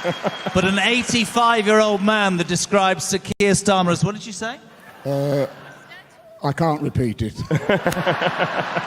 Back to you, Mr. Chairman. Thank you very much indeed, JK. Now, one of the accusations that have been levelled at Reform UK over the past few months is that it has been almost exclusively dominated by men. Let me just tell you, ladies and gentlemen, the doubters couldn't be more wrong. We have some incredible, formidable, and quite frankly, terrifying women in the party. We also launched our Women for Reform press conference just a few weeks ago with Sarah Pochin MP, Dame Andrea Jenkins, Layla Cunningham, and Lyndon Kemcaran. So to host our next session and broaden the theme, Women for Reform, please welcome another formidable woman. She is an award-winning journalist and international best-selling author. She's best known as a feisty columnist for the Daily Telegraph newspaper and as co-presenter with Liam Halligan of the Planet Normal podcast, which, by the way, is going to be recorded here live tomorrow on this stage. Ladies and gentlemen, please welcome Alison Pearson.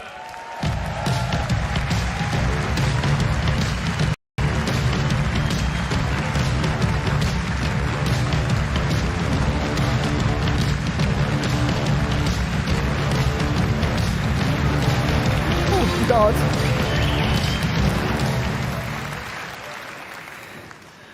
Wow. Well, we're one woman down today because Angela Rayner's had to go and spend more time with her houses. Ding dong, the witch is dead.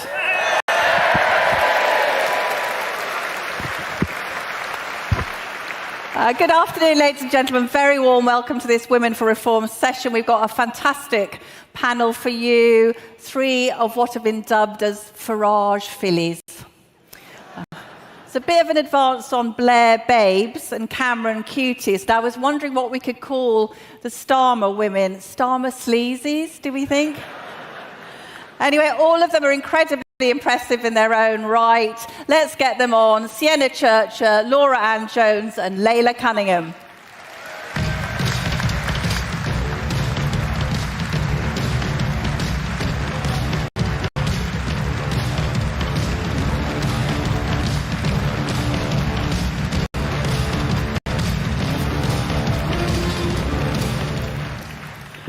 Before we crack into the questions, let me just tell you a little bit about these fantastic women.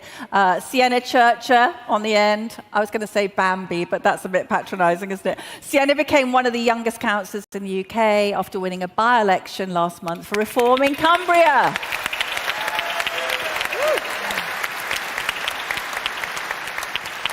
Only 18 years of age, Sienna amazingly has found time during her A-levels. Woo, it's amazing. To join Barrow Town Council to address issues affecting young people, particularly crime against women and girls. And Sienna said that many of her friends stopped talking to her when she announced she was joining Reform. They're not friends, honey, okay? But she's defied peer pressure to make a flying start, and she just told Nigel Farage she wants to be the next Prime Minister. But there's a cue. Laura Ann Jones is a member of the Senedd, the Welsh Parliament, a woman from my part of the world and a mum of 2. A former Conservative, Laura defected to Reform UK in July this year, citing disillusionment with the Tory party's policies and direction. Laura said the Conservative Party, as Nadine Dorries said brilliantly earlier, had become unrecognisable. Now, let's face it, folks, Laura has made an excellent decision given the enormous kicking that Reform is going to give the Tories and Labour in Wales in May. Yeah,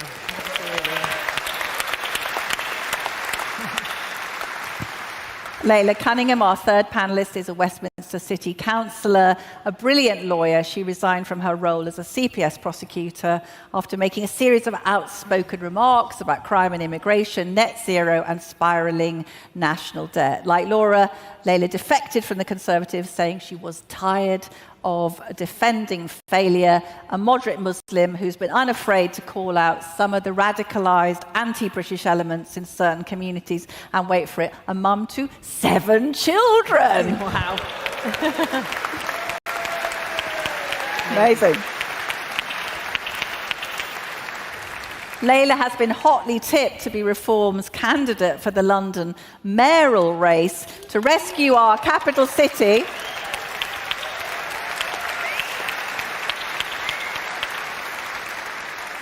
To rescue our capital city from that poisoned dwarf, Sadiq Khan.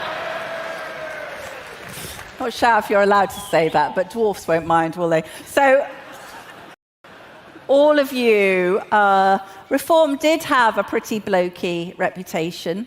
It was a party men were more likely to vote for than women. I was wondering if you've experienced any awkwardness or discrimination as women at the grassroots level. Laura? Oh, I can just say one of the biggest things that bowled me over as soon as I defected was the amount of women in the party, and not just any women. These are really strong women. They're the ones that are forming the campaign teams. They're the ones that are heading up the local associations. They're so active, and it's just been really, really, really wonderful to see, actually. This stereotypical, yes, it does deserve a clap. All those women deserve a clap. Well done. Yeah. But it's not the stereotypical image that the other parties want you to believe that Reform has. I mean, we are normal people from all different backgrounds, all walks of life, all parties, I have to say. And it's just lovely to see. Yeah. Sienna, how have you found it? Well, the majority of people believe Reform are elderly white men. And I'm standing here to say that you're wrong. But yeah, there's so many strong, amazing women that are standing here. Can I just say we really like elderly white men because they take the bins out, they they open wine bottles. I mean, men do lovely things. We like men. Layla, how about you? What do you think about that blokey reputation? I've been contacted by so many women since I joined on social media saying I support Reform but covertly because I'm scared sometimes of the social repercussions.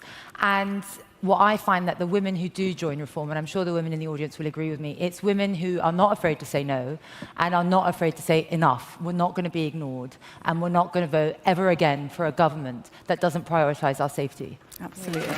Well said.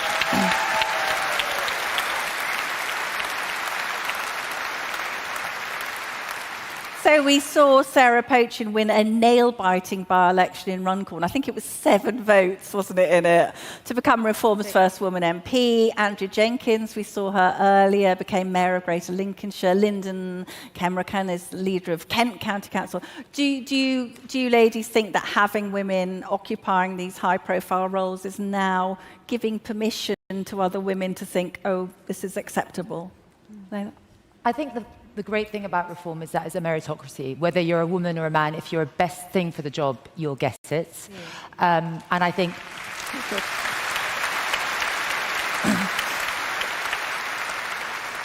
it doesn't matter, who you pray to, where you're from, any sexual preference. If you're the right person for the job and you love this country, you're more than welcome. Yeah. Very well said.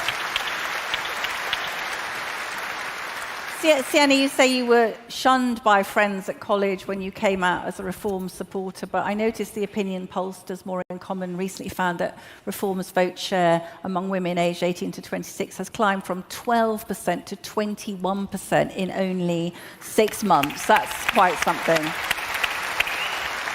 Can you tell us, young people are traditionally supposed to be left-wing, so you're defying that stereotype.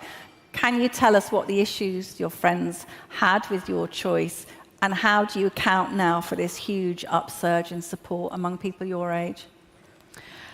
Well, I think my friends, they were very left-wing. They believed I was a racist, a fascist, a sexist.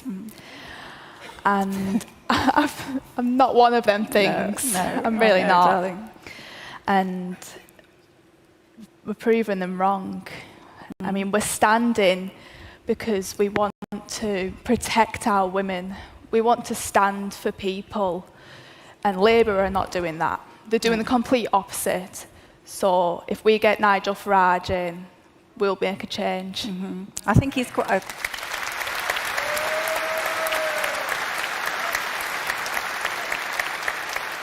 I think Nigel's feeling quite threatened by Sienna, actually. I think he's looking a bit worried about this Prime Minister stuff. Laura, reform is also winning over middle-aged women, particularly women aged 45 to 54.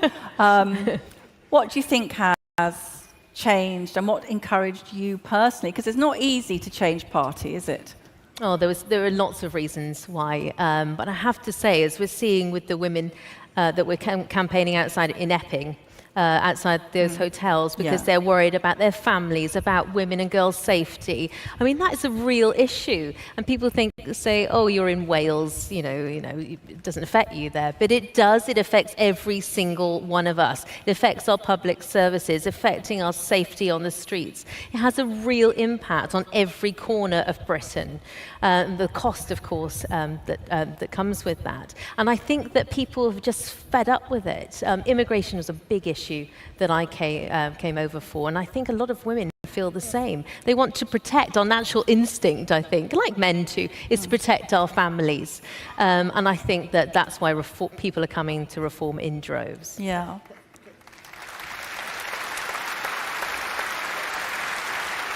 Leila, you've been very eloquent and forceful about this sense of betrayal among Conservative voters. What would you point to in particular as reasons for Tory disillusion, and why do you think reform is a better choice? So when I decided to leave, it was, I liken it to being in a marriage for a very, very long time with someone you really can't stand anymore and you don't agree with anything they say. And getting a divorce is a big step. And then the thing that really pushed me over the line, I think, was when the rape gangs came back into public domain. Not that it ever should have left. And I saw the Tories sit there and say, we want a national inquiry, we want this. And I sat and thought to myself, hang on, these are not new crimes. They were in government when it was happening, and they did nothing. Labour and Conservatives.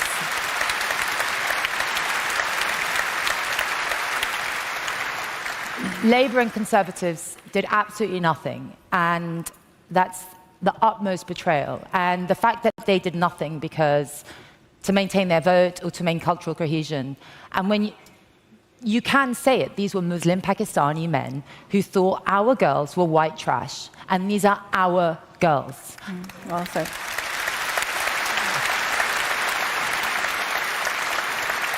And I couldn't be part of any party that had anything to do with it. And then, to top it up, they kept saying, we protect women and girls. And they let in completely unvetted men who could be serial rapists when they're from, Alison. We don't know. I'm not saying all of them are, but the men coming on boats throw their passports. You and I need a passport. I'm not going to rock up to Heathrow Airport without a passport. And be like, you know what, I forgot my card. Do you think you could put me up in a hotel and then just give me some pocket money? We're not equal under the law. And so they come. I'll just say one more thing. They come without a passport, so we have no idea of their criminal history. If someone commits a sexual crime here, they're on a register. And that unknown, Alison, is a huge risk. And any government that is serious about protecting our women and girls would take that risk into consideration. Ours doesn't. They place them in towns and villages. And that is not a failure. It makes them complicit. And every child that is sexually assaulted or woman that's sexually assaulted as a result of that is a direct consequence of a Labour or Conservative policy. And women will never forget.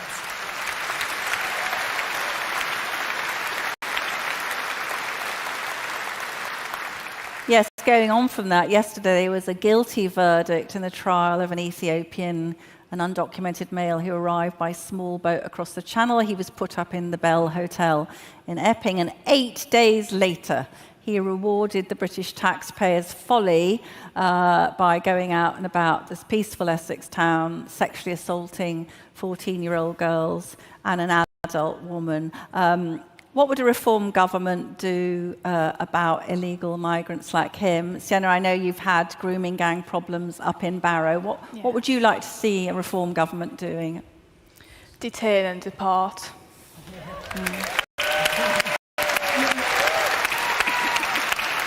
Yeah. And you said that there were people feeling scared in your community, people carrying... I'm scared. You're scared. I carry the dye spray because that's the only form of protection I have. I can't go to the police because they won't listen to us. They'll say it's our fault or there isn't enough evidence, and they'll leave it as that whilst they get away with it and we are silenced. So we're all scared. Yeah, yeah.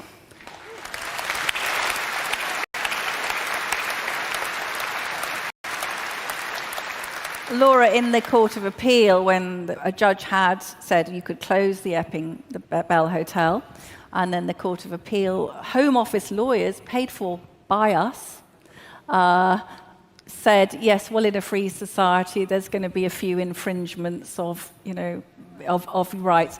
Basically, your daughter pursued, predated upon when she goes home. What would you like to see reform doing? Well, I know reform will detain, deport, send those immigrants back. We will put British people over illegal immigrants. Yeah.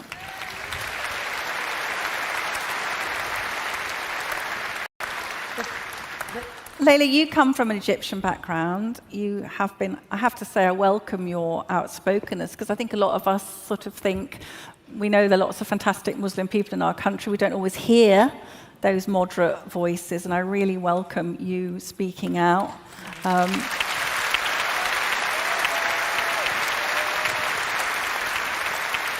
You've said Sharia law is not equality but surrender. You've told those who support it to live elsewhere. You've accused the Labour Party of pandering to minorities and trading British values for votes. As a Muslim, do you worry? Sorry, very good.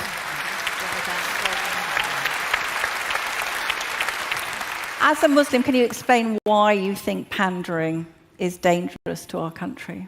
Well, my parents came here in the 60s with the full aim of full assimilation.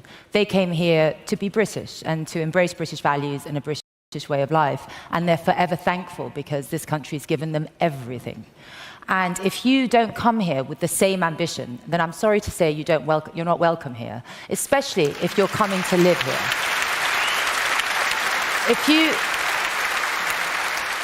If you come here looking for Sharia courts and Islamophobia laws and censorship, this is not the country for you.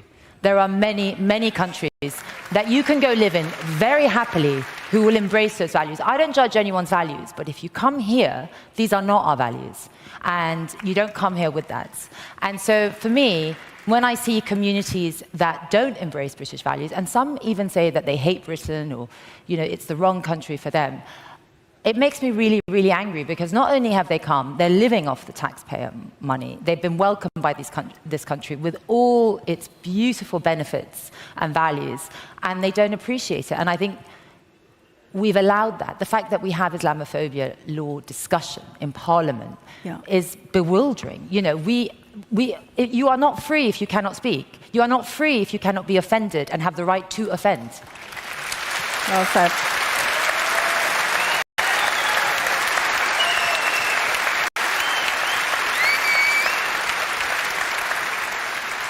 This is one for all of you. Over the summer, we've seen these brilliant pink lady protests. I think we've got some pink ladies in the audience. Anyone want to stick up their hand? I know Orla Minahan and some of those great women are here. There's a pink lady there. Oh, well done, madam. Well done.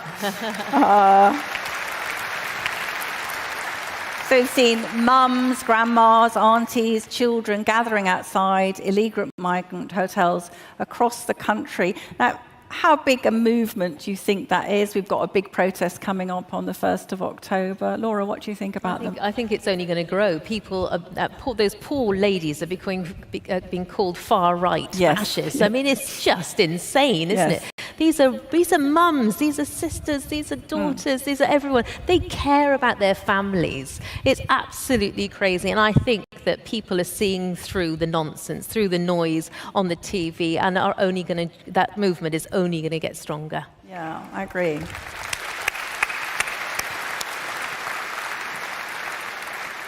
I don't know what you think, but I also think now when they say, oh, it's racist to object to this or it's far right, you just think, bring it on, right? You know, I mean, who cares? Sorry, no, you say. Call us what you want. Call us what you want. Really, I say bring it on, and I welcome it. Because we know we're on the right side of history. But also, sorry, Alison, but people always have asked me previously if people putting up the flag, if it's divisive or it's an aggressive. For me, it's people saying, we've protested, we've voted a certain way, we've asked for it, and we're being ignored. How else can we show you what we want? We are British, we are here, listen to us. Absolutely. And the flags show that.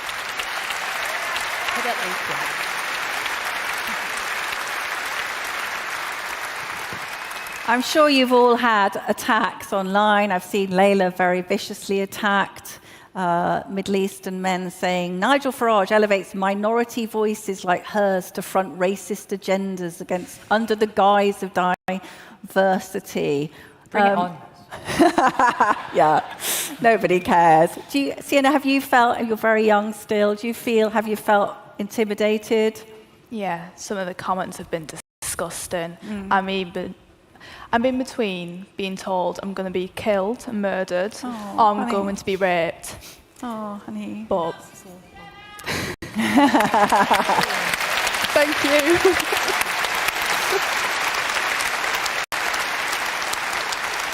I think Sienna can just say, actually, I'm going to be the third Prime Minister, but one of, it's going to be Nigel, who we don't know who the next one is, and then you're coming. We have seen this wonderful Operation Raise the Colours, this campaign promoting the display of St. George's flags and so on. I mean, do you see that? I mean, people, the Labour people say it's problematic and divisive. Do you sense a desire to get back national pride, Laura? Well, there are a lot of Welsh flags going up too, and I absolutely love it. We should have that anyway. Yeah. Get them up. Let's be proud of our country. Yeah. But no. I mean, what we deal with in the Welsh Parliament, in the Senedd, is they're more likely, unfortunately, to put up a Palestinian flag than they are a Union Jack. Yeah. Last time I was in Swansea at the train station, I looked up, there was an NHS headquarters, and it had the Palestinian flag, and I thought, that's not my Wales, right? Absolutely astonishing. Just quickly, not everyone will know, but Laura can tell us, what has 25 years of Labour rule in Wales done to our beautiful country? 26. 26. Don't forget that extra year. They do a lot in a year, a lot of damage. It's meant, the Wales bit by bit, and it's painstaking to see as a Welsh person. It's just been destroyed. People have been left behind. Communities have just not getting anywhere. There's not that investment. It's like almost the Labour Party have wanted to keep them down, so they keep voting for them. That's not okay. Every single person in Wales deserves the same opportunities, the same facilities, and the same healthcare. And it's just that's what the Reform government are going to achieve. Brilliant.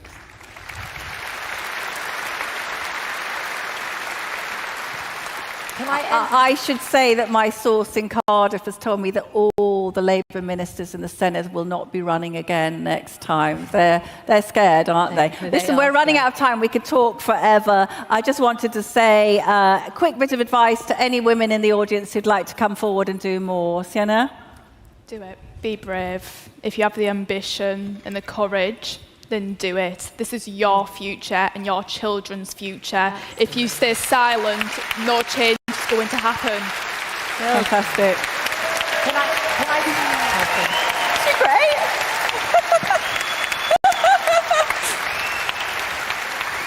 I think we're going to end it there, for goodness sake. I mean, look at this kid. Honestly, amazing. Final word, ladies. Layla.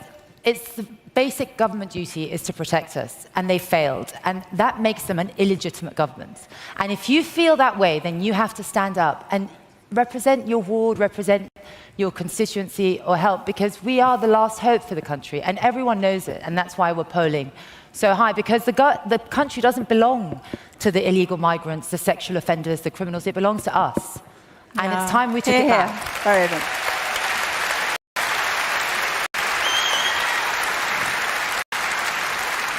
Yeah. Last word to Laura. We're going to say in Welsh. Diolch yn fawr. Come on, Laura. I want to just say that we've talked today about safety on our streets, and that's obviously drawn a lot of women to care about, and we all care about their women and girls' safety. But it's not just that. It's the indoctrination that needs to stop in our classrooms. It is the protection of women's sports. It's the protection of women's spaces. And I cannot stand it when the media tell us we won't do that. We will do that. Yeah. Well,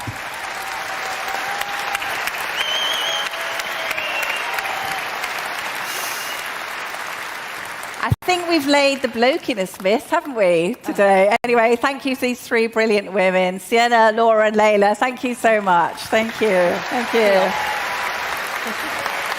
Oh, look.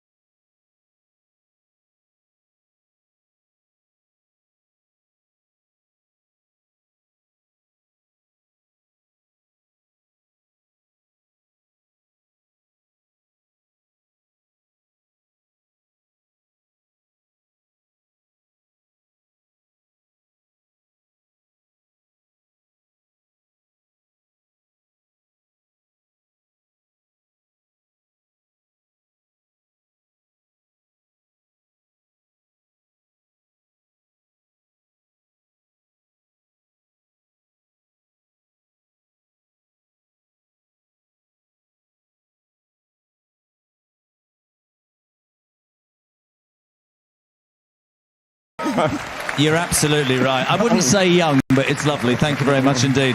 That was an amazing panel, DB. Fantastic. Now, earlier on during the lunch break, when you weren't listening or perhaps watching, the amazing Karen McIver, who is behind the reform movement in Epping and all that disaster, is here. Give her a round of applause, ladies and gentlemen. Up you get.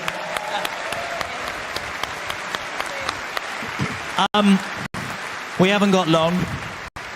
The problems in Epping for many people sort of centralise the feeling that this country needs to change. It's important to the people of Epping and the people of the United Kingdom, right? Absolutely. We have been overwhelmed with the support. I always really point the fact that there's a very sad story to why we're doing this, but along with lots of friends from Reform in Epping, we are doing an amazing job as mothers. And everybody must remember that women are the backbone of this country, okay? And when we come together, we are strong. And here at Epping, we will continue to protest until that hotel is closed. It is next to a secondary school. It is inappropriate. And myself, along with all my wonderful friends and mothers of Epping, will not give up until that hotel shuts. I think the one thing... I think it's very difficult for our Prime Minister to speak about mothers on the streets looking after the interests of their children and call them far right. So fair play to you and all the mothers. Give Karen a round of applause. Thank you so much indeed. Can I just... Do you know this? No. Politics is an interesting game, isn't it? Do you know who's been sacked? Tell me. So the new Home Secretary is Shabana Mahmood. I know. The new Foreign Secretary is Yvette Cooper. Indeed. The new Justice Secretary and Deputy Prime Minister is David Lammy. You're a bit behind, Jeremy. Have a fantastic afternoon. Back to David Ball. Thank you. Well, ladies and gentlemen, I think you will agree it really has been a tremendous day so far. Let me tell you, we have garnered incredible media interest. The press coverage already is extraordinary. I've got about 5 or 6 interviews I have to do the minute I leave the main stage. I know the rest of the team very busy doing all the media as well. Let me tell you, every single person in this country is talking about Reform UK.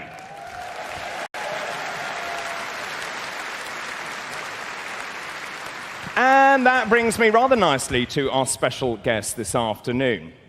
Now, he was implicit in the creation of this party, even though he was a politician in another Commonwealth country. Reform UK was conceived in 2020, morphing from the Brexit Party, which, as you will remember, was a single-issue party, into what it is today, a dynamic, vibrant party with comprehensive policies addressing every single issue affecting Britain. What you may not know is Reform UK was modelled on a party of a similar name in North America, the Reform Party of Canada. Our special guest this afternoon is a member of the King's Privy Council for Canada. He's a companion of the Order of Canada, a recipient of the Alberta Order of Excellence.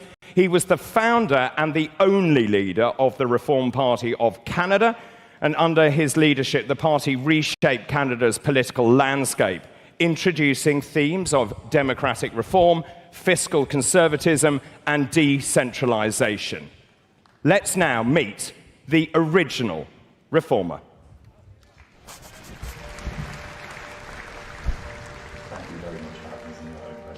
Well, I'm glad to have you. My name is Preston Manning, and I was a founder of the Reform Party of Canada. Before Reform existed in Canada, there were the two traditional political parties, and increasing numbers of people were dissatisfied with them, particularly their mismanagement of the finances, debts, deficits, familiar story. We wrote the Prime Minister at that time and said, would you send your best representative to argue that you're the vehicle for our discontent? He did not accept the invitation, in fact ordered his members not to have anything to do with any kind of reform movement. I'm a proud Canadian. This country is the second largest country by landmass on the face of the planet, and it has immense resources, not just physical resources, but human resources. And I've been a critic of Canadian democracy, but for all its faults, 5 people were able to start and take the tools that democracy gives to us all and end up creating a governing party. Reform Canada challenged the political establishment. It gave rank and file people a voice, and I believe that Reform UK can do the same thing. My impression is that he's a charismatic leader. I have what the media call reverse charisma, so I'm not in the same league, but I think there's a necessity of having a leader that can inspire other people, not simply inform them on particular positions, and I think Nigel is very, very good at that. To the British voters, you have an opportunity to demonstrate what a bottom-up democratic movement can achieve. Not simply in opposition, but in government. And in doing so, you'll be in the forefront of political transformation, not in the vanguard. Well, Nigel, I carried the torch for reform in Canada. I now hand that torch over to you and wish you and your people every success.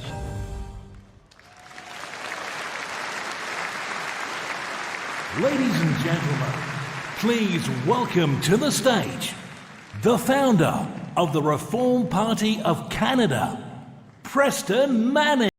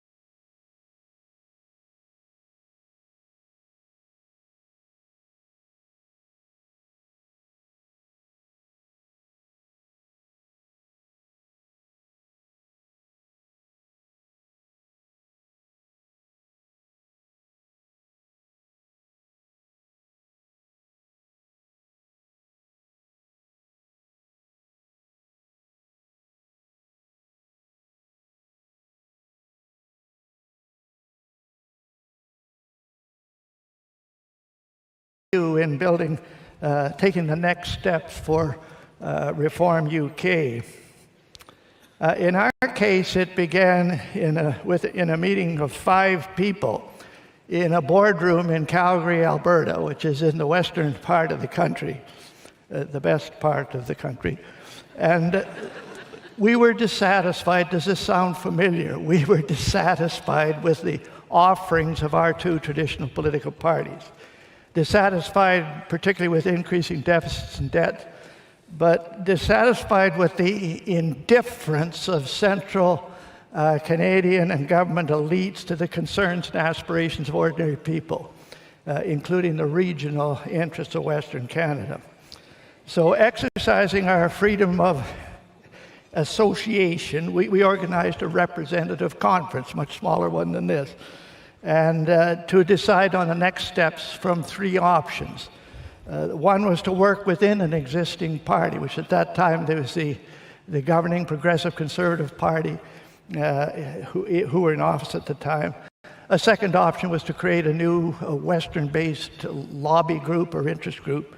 And then the third option was to create a third party, which Western Canada has a history of doing that, a history of bottom-up populist movements, not only as protest movements, but actually got into government, and which is another thing.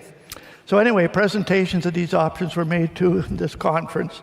The Conservative Prime Minister at the time, as I mentioned, Brian Mulroney, we wrote to him and said, we're going to have this meeting. Will you send your strongest representative to argue that your party is the best vehicle for dealing with our discontents? He wrote back saying he refused the invitation and ordered his members not to have anything to do with us whatsoever.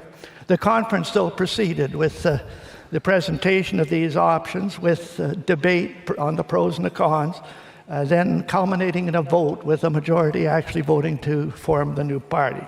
So what this was is democracy, grassroots democracy in action. And something we learned early on is that if a new party is going to ask the public to trust it in the management, democratic management of its affairs, it is wise for that party to be able to apply democracy in the management of its own affairs. Now, moving on, we contested the 1988 federal election in Canada with 72 candidates. We finished second in 11 seats, but we didn't win any. And 2 of the unsuccessful candidates were myself and Mr. Stephen Harper. Canada's state broadcaster, the CBC, wrote us off as going nowhere and undeserving of its enlightened attention. This may sound familiar as well. But the next year we had good fortune to win a by-election to get a foothold in the Parliament. And we then used the next 4 years to build constituency associations and recruit candidates, not only in the West, but across the country. And you can appreciate in Canada, across the country means hundreds of meetings in places hundreds of miles apart, because our West Coast and East Coast are 5,000 miles apart. It's a big country. In 1992, the Conservative government was forced to initiate a national referendum on a constitutional issue. And we participated in that national referendum campaign on the no side, which was victorious.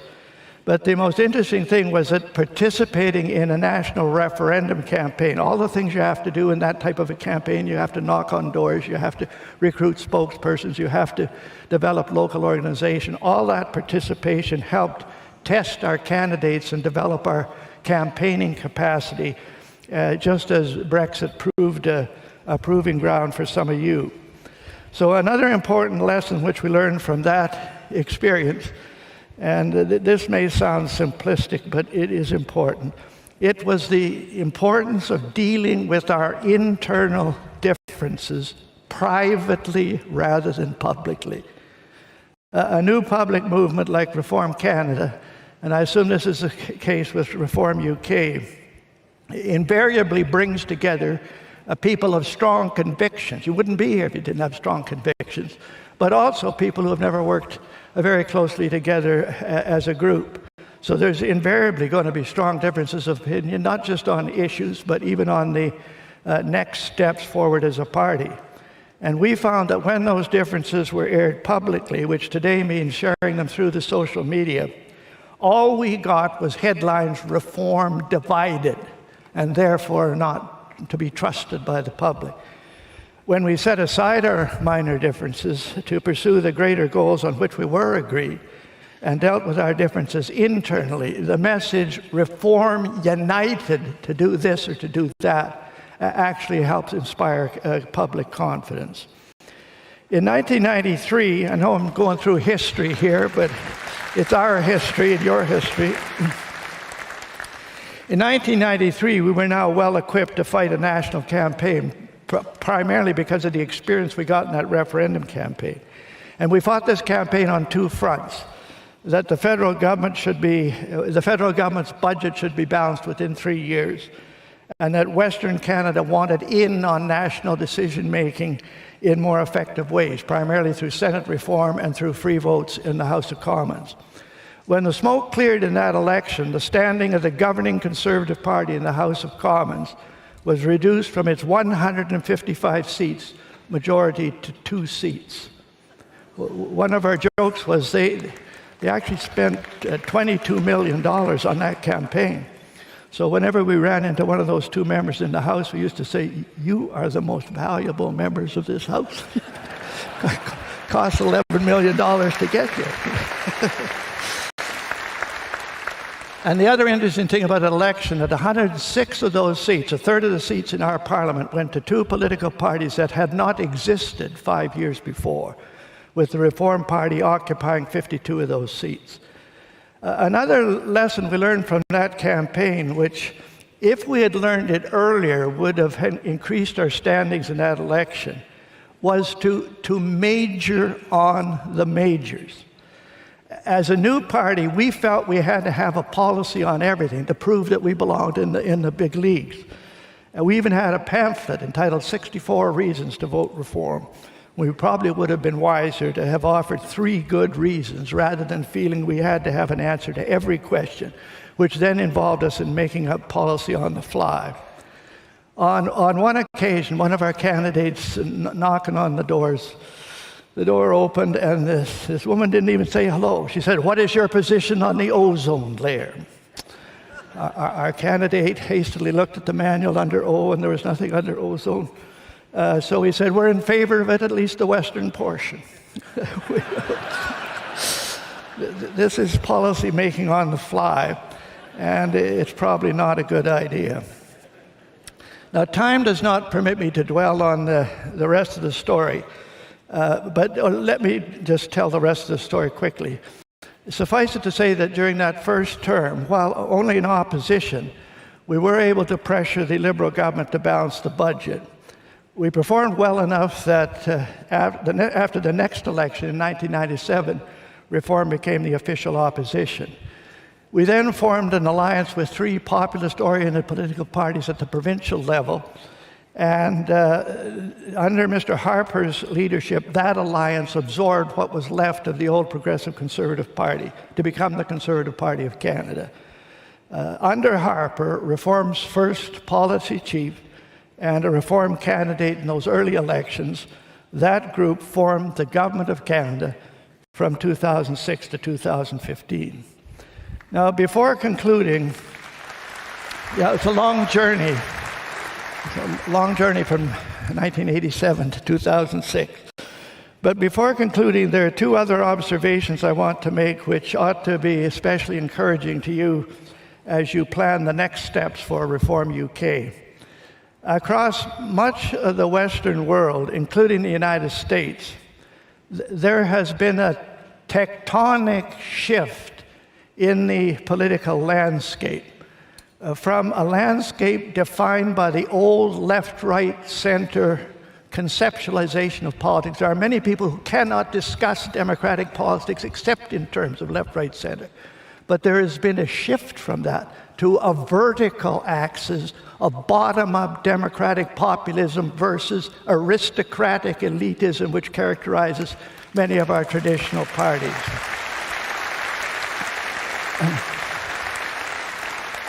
Here in the UK, Reform UK has been the first of your political parties to acknowledge and represent that shift and to harness that bottom-up political energy, to prove that that bottom-up political energy can be harnessed to addressing current issues, such as rectifying unrestricted immigration, restoring law and order to your streets and communities, restoring fiscal sanity at the governmental level. And you should therefore be encouraged and proud that in this sense, and I mentioned this, I guess, on the tape, Reform UK is in the forefront, not in the vanguard of the politics of the 21st century. This vertical axis, and you see it in Europe, you see it in Argentina, you see it in the United States, that is becoming the defining axis in politics. And the parties that understand it and represent it, particularly from the bottom up,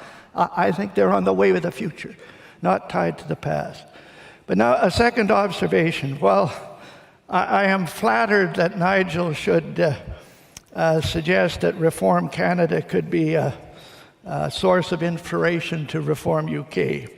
I'm acutely conscious that in the political history and culture of your own country, you have much more older, more instructive, more inspirational resources than those of us in a younger country like Canada. Was not the Wilberforce campaign to abolish slavery by law and legislation rather than by forces in America a bottom-up political movement? Political action by rank-and-file people on a moral issue, the type of issue on which the rank-and-file are especially mistrusted by the elites. Were not the 19th century campaigns to expand the right to vote? What was the name of that legislation? The Great Reform Act of 1832. The Israelis' Great Reform Act of 1867. Was not the pressure to create that legislation? It was pressure that came from the bottom up, not from the top, by rank-and-file people, and which expanded their role in government, just as your movement is attempting to do. So in my view, British political culture contains all the examples and instruction that Reform UK needs to be inspired, to be encouraged, and to be instructed. No other Western democracy has such a rich potential and heritage on which to draw. But now I must conclude. Useful lessons from the experience.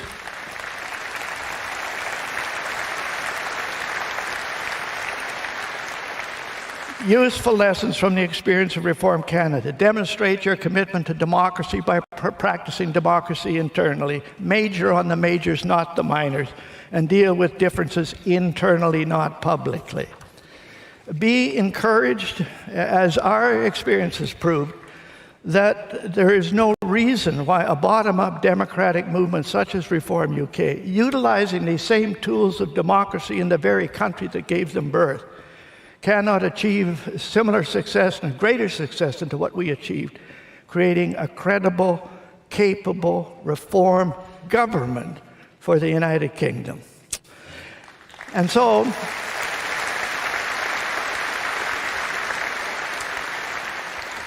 as someone who has carried the reform baton in Canada, I am now therefore delighted to hand that reform baton over to this man. Thank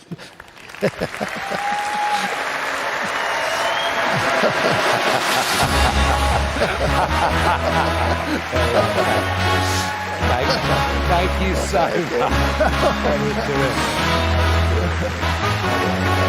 What a guy, what a guy!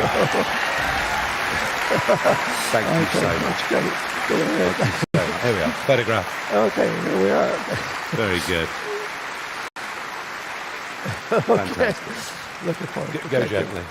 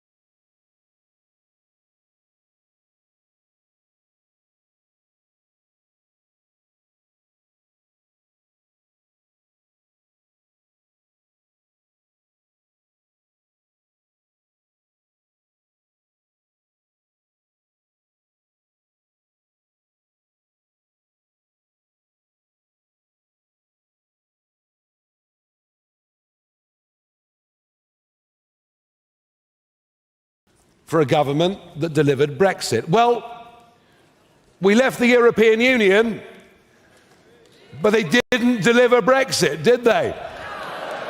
They betrayed our fishermen and so many other people. Anyway, after a 27-year struggle, I decided early in the 2020s that I was done with this. But I thought I have to leave a legacy to British politics, because Richard Tice was keen to continue in case they made a mess of it. And I have to say, yeah, off you go, mate. Boring, boring, boring.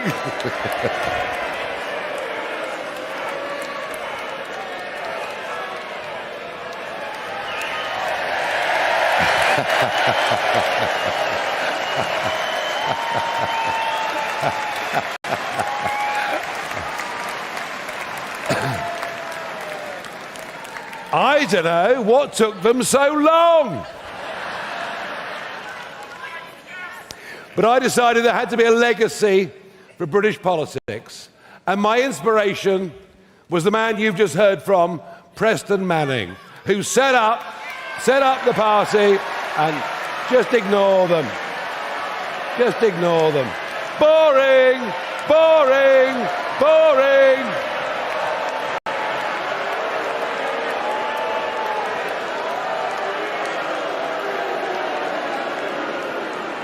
Well, I don't know. She looked like she'd been on the sauce all afternoon. I don't know. I haven't been, I can assure you. And that was why I chose the name Reform. I saw what they'd done in Canada. It was transformational. They took it over. They destroyed the existing Progressive Party. They won government and put Canada back on the right track. I thank Preston for coming with his wife all the way from Canada. And, oh dear, you don't look very well. You're not looking very well.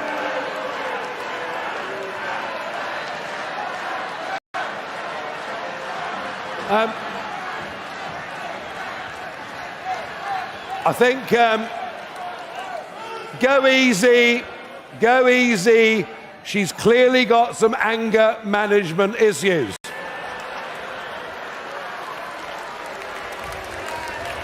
In fact, she looks like one of the Democrats I faced on Capitol Hill the other day.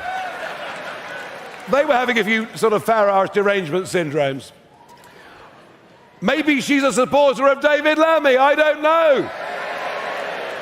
Our new Deputy Prime Minister, aren't we lucky? All that has happened today is Keir Starmer literally has rearranged the chairs on the Titanic. Today will go down.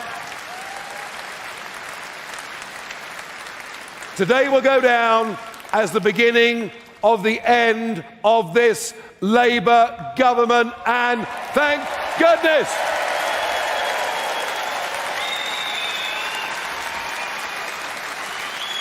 So, mark the contrast between a Conservative Party that doesn't know what it is, a Labour Party in collapse, a country that has been let down by both of them, a country that is sinking fast, and we all know it, to our bitter regret. And mark and contrast that compared to what is happening in this hall today, what is happening in our movement. And we are where the energy is. We are where the optimism is. I hope you're having a great conference. Now, do you know what's coming at 8 o'clock? The entertainment at 8 o'clock. They've flown in from America. We've got the Jacksons at 8 o'clock. It's gonna be a huge party this evening. Joy and fun. I hope many of you stay, and I'll see a lot of you tomorrow. But I am not the final act of today. We have on after me a very famous international comedian who moonlights as a member of Parliament. I'll let David Bull. Hasn't David done a great job?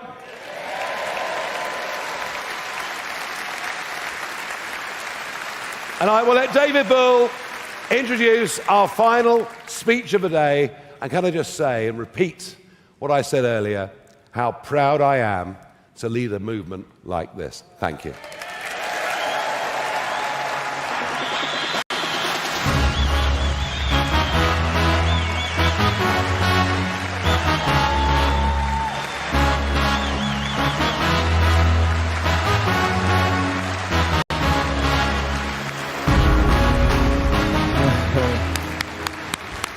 Well, ladies and gentlemen, I think it is fair to say we have made waves today. We have upset the political establishment, and we have another day still to go.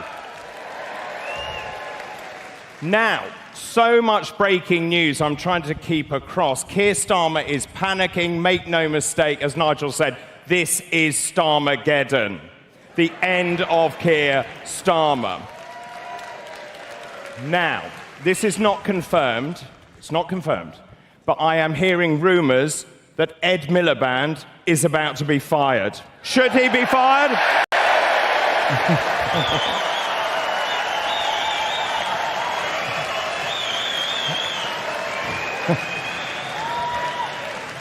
Would you like him to be fired? Well, finally this afternoon, I would like to introduce you to, as Nigel said, one of our greatest comedy acts. He is, of course, our straight-talking, no-nonsense Member of Parliament. He started his working life down a pit and has ended up in a palace. Let's see his story. Yes, I'm happy days here. I'm really happy. So that's it. That's all there is left of it. For 3 years, I had the pleasure of working with my dad in the pits, and a lot of lads I knew from school as well came here and followed the dads in the pit. And this is where 1,000 men worked. All factories now. Probably employs about 200 men as opposed to 1,000 men. It wasn't just me, it was lots of lads in this area that got up with their dads, went to a coal mine, did a shift, and we learnt the value of hard work. And when the pits went, we lost a lot of our community. We lost some of that work ethic which had been instilled in our families for generations and generations. But we can get that back. The hope is around the corner, and we're going to rescue this country, re-industrialise areas like this, places like Scotland, places like Wales. You know, we've got a few years of pain to come with this awful Labour government. The Reform Rescue Party is marching over the hill, give people and their families hope that there is a future for their children and their grandchildren. That's it, it's that simple.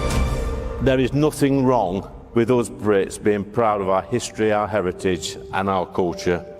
This country has been a gift to the world. I always say that, a massive gift. And if it wasn't for this great country and our ancestors, this world would probably be 50, 60, maybe 100 years behind what it is now. And we've got to stop giving it away. Friends, we can do this, but we can only do it if we stand strong. The establishment absolutely hate us. They want us gone, but we're going nowhere. The mainstream parties are scared of us, and so they should be, because we're coming for them at every single ballot box in the country. I want my country back. The question is, do you want your country back?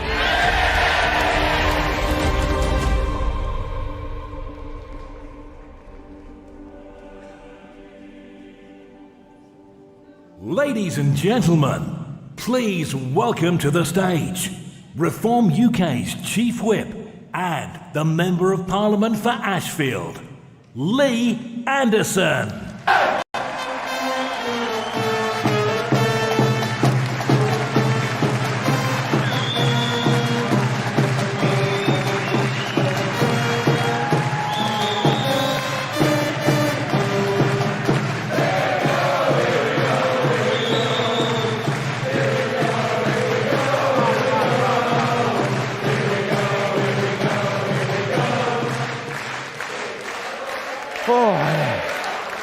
What a great... Thank you, conference. As always, it is indeed a pleasure to stand here before the People's Army.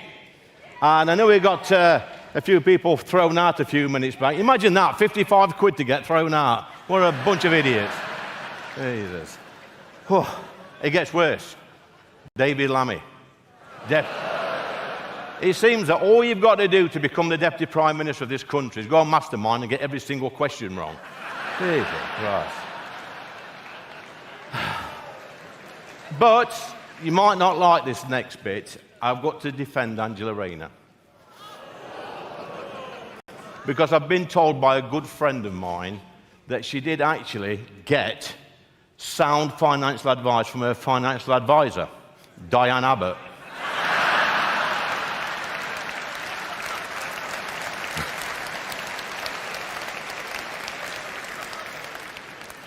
I want my country back.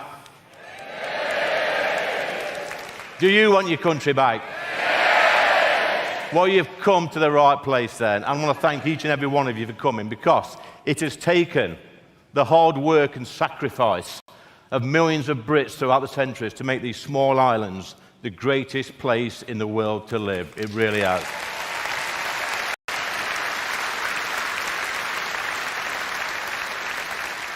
But in just a few short years, useless, spineless career politicians have done their best to give much of that away. But have no fear, Reform are here, and we will punish them. We will punish them at every single ballot box in the country. I grew up at a time when we were proud. We were taught to be proud of our history, our heritage, our culture. We were not ashamed of who we were or where we came from. And we should never be ashamed of who we are. We are Great Britain. Never forget that.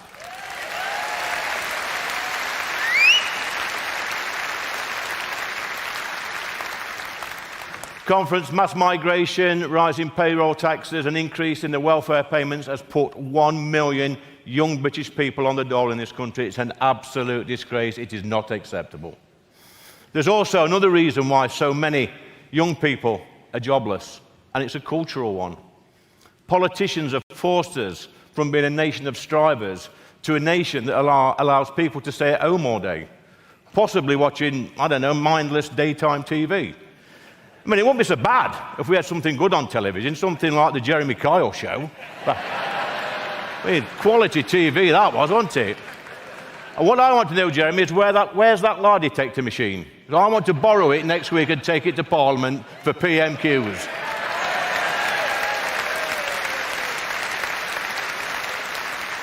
Keir Starmer would run a mile, wouldn't he, as soon as that was switched on. I grew up in the 1970s. I never dreamt of being a politician. I dreamt of being a footballer, a fighter pilot, or a famous pop star. I wanted to be Elvis. That's what I wanted to be. But every morning at 5 a.m., my dreams were shattered by my dad's alarm clock going off as he would get up and go to work. I would watch him through my bedroom window, walk into the pit, just a few hundred yards away. I could see the other men on the street meet up with my dad, and they'd follow him, and they'd spend a full day underground, toiling. And a few hours later, I would go to my local school with my friend, Councillor Cox, who was in there somewhere. He's over there somewhere. He's up there. And I would sit with the other children in my class, and I knew that their dads were working with my dad underground, doing a shift underground. And that created a terrific bond between all of us in the village. And we were taught by some great teachers, some brilliant teachers, even male teachers in a junior school. Imagine that these days. These were men. Two of my teachers at my junior school had served in the Second World War. One had got a bullet wound on his leg, Mr. Swain. And we didn't have to call our teacher, well, we called our teachers Miss or Sir, and that was it. We didn't have to call them MX or any other pronoun. What a load of rubbish that is.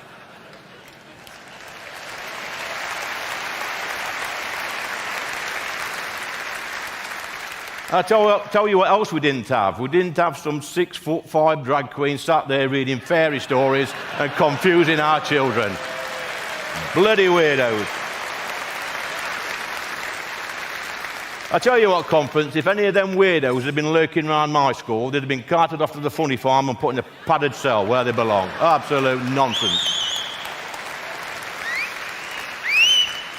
We had proper teachers who knew about our community, and they felt a sense of pride that they were teaching the children of miners and factory workers. And when my dad had done his shift down the pit, we would often see him in our garden, tending to his vegetables.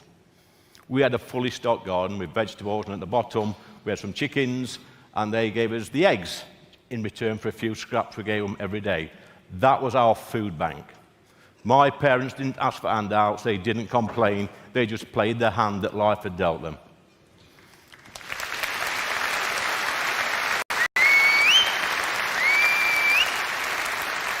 At the dinner table, my mum and dad, they would talk about their day at work, and my sisters and I would listen. They would talk about the people they'd worked with and the jobs that they were doing. For me, as a child, it was fascinating. Because there's far too many young people these days who have never heard an alarm clock go off, or sat around a dinner table listening to their parents talk about work. This may seem like a very small thing, but the impact on me was massive.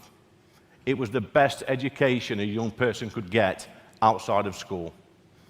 It taught me that parents get up early in the morning and they go to work to pay money, to pay the bills, to raise the family. And that's how it should be. If you're able-bodied, you should do your duty. You should go to work, do your bit for your family, your community, and your country.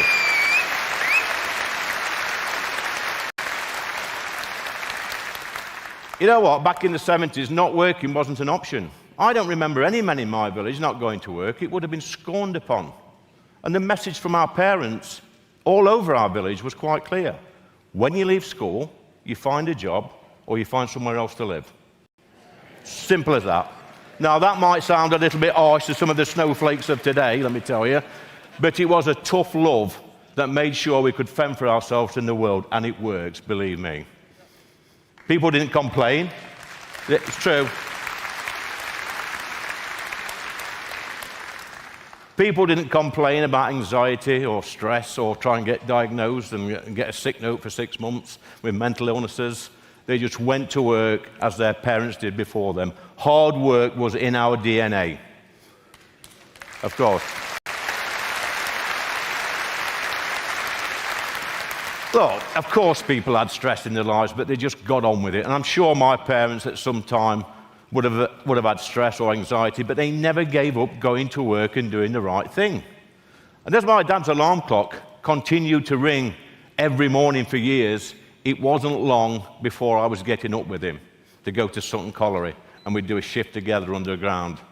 And during my time in the pits, I learned some very valuable lessons from the men underground. They spoke their minds.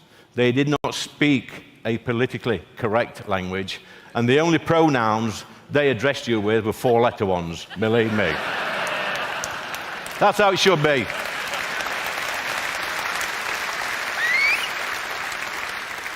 These men were hard-working family men who loved their family, their community, and their country, and so we should, so we should. There was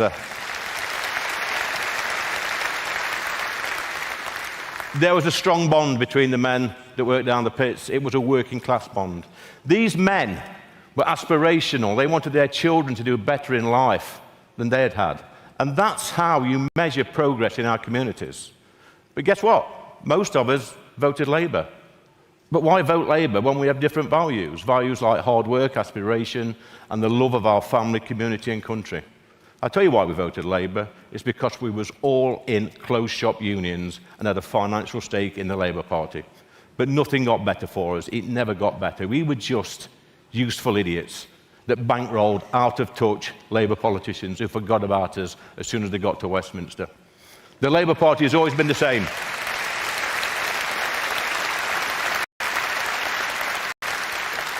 It's always been the same, the Labour Party. It only exists by keeping poor people poor and then blaming everybody else. Yeah.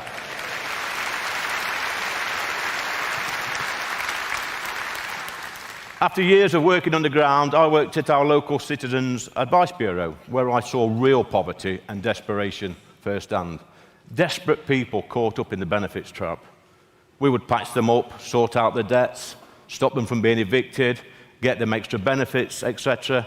But this was not the solution. This was part of the problem, because just 10 years later, I was seeing the sons and daughters of these people who were coming to see us with exactly the same problems. As a nation, we were going backwards. Blair and Brown, they're to blame for all this mess, all this nonsense. I'll tell you why.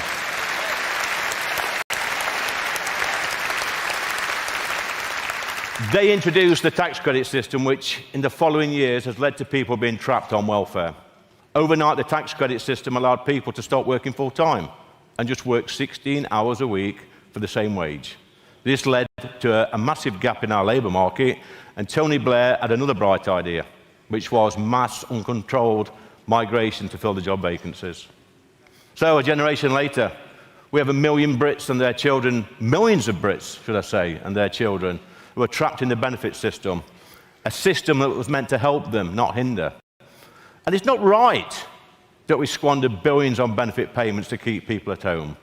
The best way out of poverty is through education, training, opportunities, and a bit of decent graft.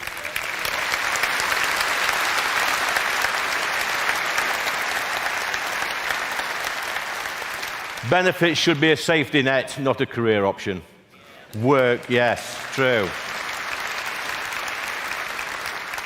Work should always pay more than benefits, which is why Reform UK will overhaul our benefit system and reward the workers, not the shirkers. Having some of that, aren't we? A Reform UK government led by Nigel Farage will re-industrialise the home of the Industrial Revolution. That's us. And I'll tell you what we will do. We'll get rid of that net zero nuisance, Ed Miliband, by scrapping net zero. He needs to go. We'll scrap the diversity roles and spend that money on frontline services, yes. And we will doge anything that requires taxpayers' money to function.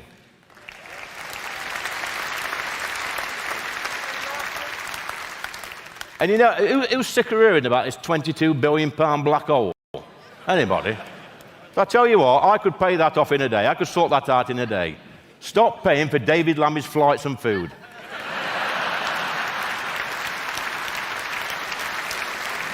Ooh. That's the solicitor's letter in the morning from The Guardian or somewhere like I don't know. You couldn't make it up, could you? We will show our young people what made Britain great. We will remind our young people, our children, about the Industrial Revolution. We will let our young people know that they are the future of this great country and make sure they have the right education, training and opportunities to make a good life in this country. We don't want to see our brightest and best leave. What a waste. Reform UK will put in measures that will show our young people that this is the best place on earth to work, live and raise a family.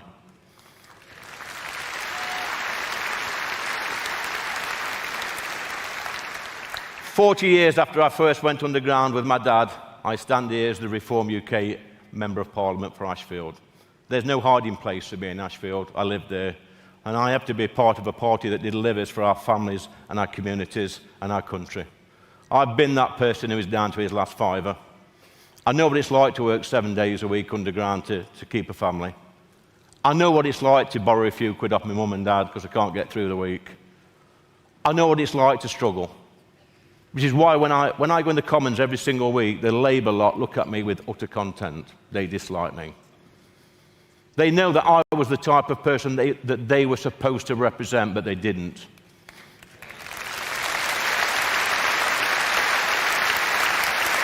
They know. They know that I will always stick up for my family, community and country, and they won't. Guys, it is a privilege to be born in this great country, and we must all repay that privilege by working hard and then passing our country on to the next generation and leave our country in a better state than when we arrived. That's our duty.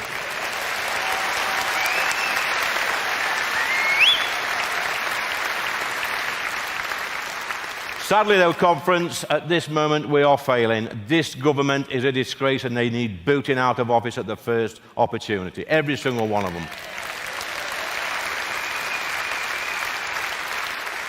My journey has taken me from the pit to Parliament, but on the way, I've worked with some proper people doing proper jobs.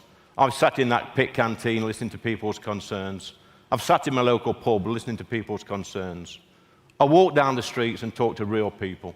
I've worked with the homeless and people stuck in poverty. And I know what they all want. They want their NHS to work. They want their schools to work. They want good housing. They want our roads fixing. They want criminals locked up. They want our borders to be secure. They want the police force to do its job. They want the armed forces to recruit the best people. I could go on and on and on about this, but basically, you know what they want. They want their country back. Thank you, conference.